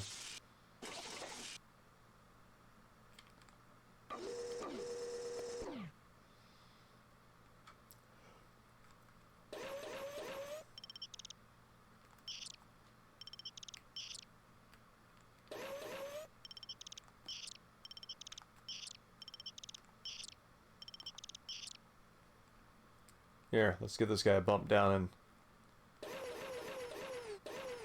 and mosey on through as you just sort of pop back into reality on the other side.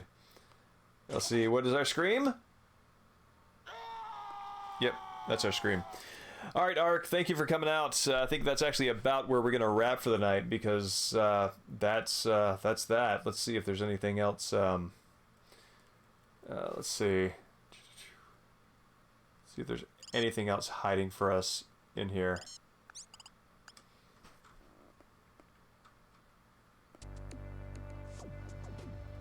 That lens flare.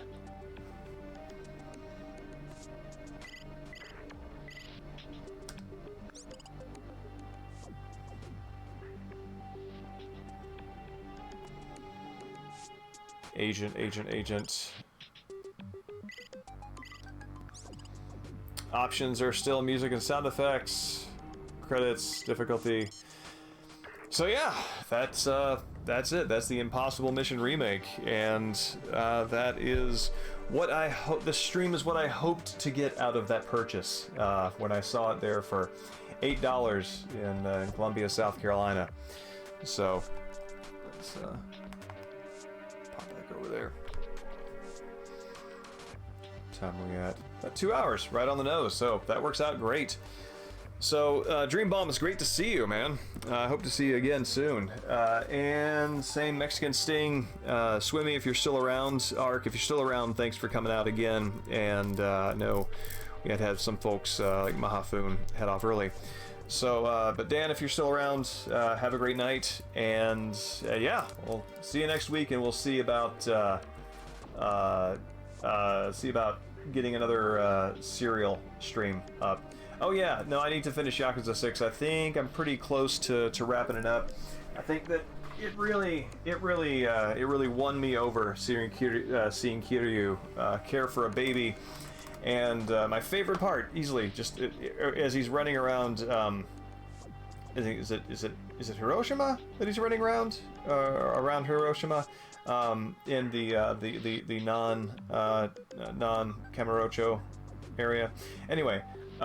He's like holding a baby, and whenever he gets into a street fight, he just finds a random bystander and shoves the baby in their hands so he can have his hands free to beat somebody up. And that's like simultaneously, like, if there were anybody else other than a Kiryu, that would be one of the most irresponsible things you could possibly do with a child. But being Kiryu, you know that if Kiryu gives you a baby, you are going to take care of that thing as if the world depended upon it. Like that baby is you're going to return that baby in a better condition than you found it. You're going to change its diapers. You're going to feed it, and by the time that fist fight is over, you know, you're gonna have turn that kid around. But yeah, no, it's great. A lot of small touches like that, and also a scene about midway through where, like, they're trying to rescue the baby, and there are 4 or 5 of them. It's one of the ones with Beat Takeshi in it, and they're just throwing the baby around like a football, and it's this really serious, gritty showdown between, you know, our ragtag group of low-level Yakuza being led by Kiryu and the higher-ups, and they're like throwing the baby, and it just does a close-up on the baby's face, and he's just enraptured, flying through the air, and there's sparkles and everything, and it's one of those tonal breaks that I associate with these with Japanese games in general, that sort of, and Metal Gear does this, but it's such a hard pivot on the heel of the tone of the game that it works so well. I don't know who Tatsuro Yamashita is. The pop singer for the middle-aged population. Oh, no, I didn't. That's fitting, because that's what Kiryu is. Though Kiryu is in. I kind of keep expecting them to do kind of like you know, like an old Snake from Metal Gear Solid 4. Whenever you do a forward roll and he like stops and he's like, "Argh." As you might hear me grumble as I get up out of the chair, that is very real. That is a very real thing, and yeah, it's very much a nod to that audience that was, had their own money to spend when the original Yakuza came out, maybe like in their early 20s or late teens with a job, and have grown up with it. So, but yeah, no, it's great. It's great. I love it. But yeah, so I'm gonna head off for the night. As it's a pleasure as always, and I hope to see you next week. Good night.